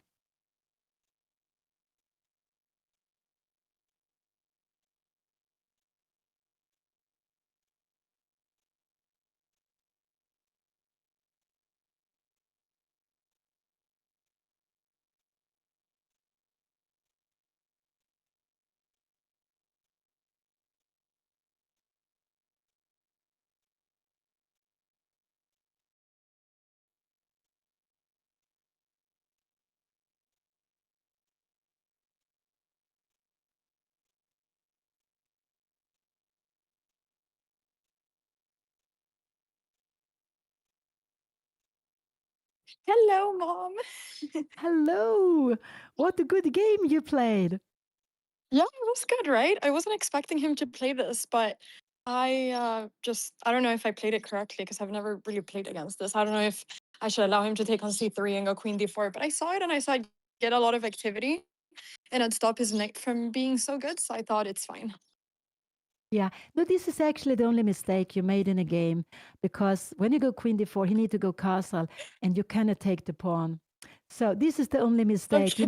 You needed to go queen c2 with the same idea, but that's the only mistake you made. Yeah, that's But what I when was you thinking. I wasn't sure. But he wasn't sure either. And after queen f6, knight h5 was so beautiful. Wow, I was so happy to see it on the board. But after that, you played perfectly. It was so nice to see. Maybe Really? not take I on played perfectly. c6. You should have waiting taking on c6 actually. But otherwise, it was just perfectly. It was so nice, so many good moves. King in the middle. I didn't know which rook is better to b1, but how you played it, how it turned out, it was perfectly. So it was a very good game. Yeah, I thought if he decides to at any point take on b3, it would be way better for my other rook to be on a1. And I thought my rook on h1 is anyways not doing anything because I don't have time to attack his king. So I might as well play that rook because I'm going to go rook b3, rook b1 anyways. It's not like my rook is going to be stuck on a1. Yeah, actually, you don't have to go rook b1 because he has these tactics with the bishop. So you should be careful with going rook b1. But you just leave the rook on b3. You can go king c3. And then you maybe go g4, play on the king side. Just wait for him until he get, or Oh, like it yeah. happened, you got knight f4, knight e5. That was very beautiful. Yeah, no, I was so happy then. But yeah, no, I'm really happy. I'm seeing people are saying that I played at 96% accuracy. That is awesome. I'm so happy about that. And yeah, we're in this Oh, beautiful beautiful palace. Like, I'm gonna show you a little bit because this palace is stunning. It's in Menorca, and it's like so beautiful. So let me go ahead and show it to you really quickly. Like, I'm right now in the patio, and here they have like this little garden, and there's some trees, and on the inside, it's absolutely stunning. So I think I showed some clip of it before. I think, yeah. Did you guys see the clip of me walking around a bit in the palace, Mom? We saw when you were speaking about the game before. This is what I saw when you're speaking Oh, you about what. didn't see it? No, Okay. that I. Can you put it up right now? The clip I sent you. Can you show it? Because I can't go inside there anymore because I can't bring in my phone because people are playing. But show chat the the clip because I think it's really beautiful and I want to show you guys where it's at. If you talk a little, okay, I will talk a little bit. I'm gonna go inside because I also want to tell you the name of the palace. I think it's. Wait, let me just make sure that I know the exact name of the palace. So, oh yeah, okay. So the name of the palace is Now, exactly. Okay, I don't want to say the wrong name. Okay, so the some name of the lag. palace is Palacio Salort. Palace Salort. Oh, okay. Um, such sights to show us. Yeah. Okay, feels lag, man. Okay, maybe it's lagging a bit. Uh-oh. Uh-oh. Wait, I'm seeing myself pixelated.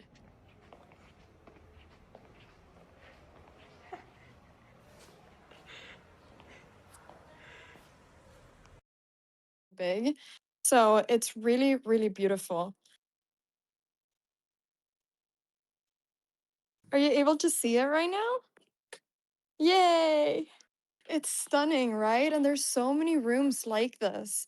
So it's so big and really beautiful. So if you ever come to Menorca, I really recommend you visiting it because it's really beautiful. And I think they do like the Fuegos de Menorca or something, which are like I think some summer games here. So it's really nice.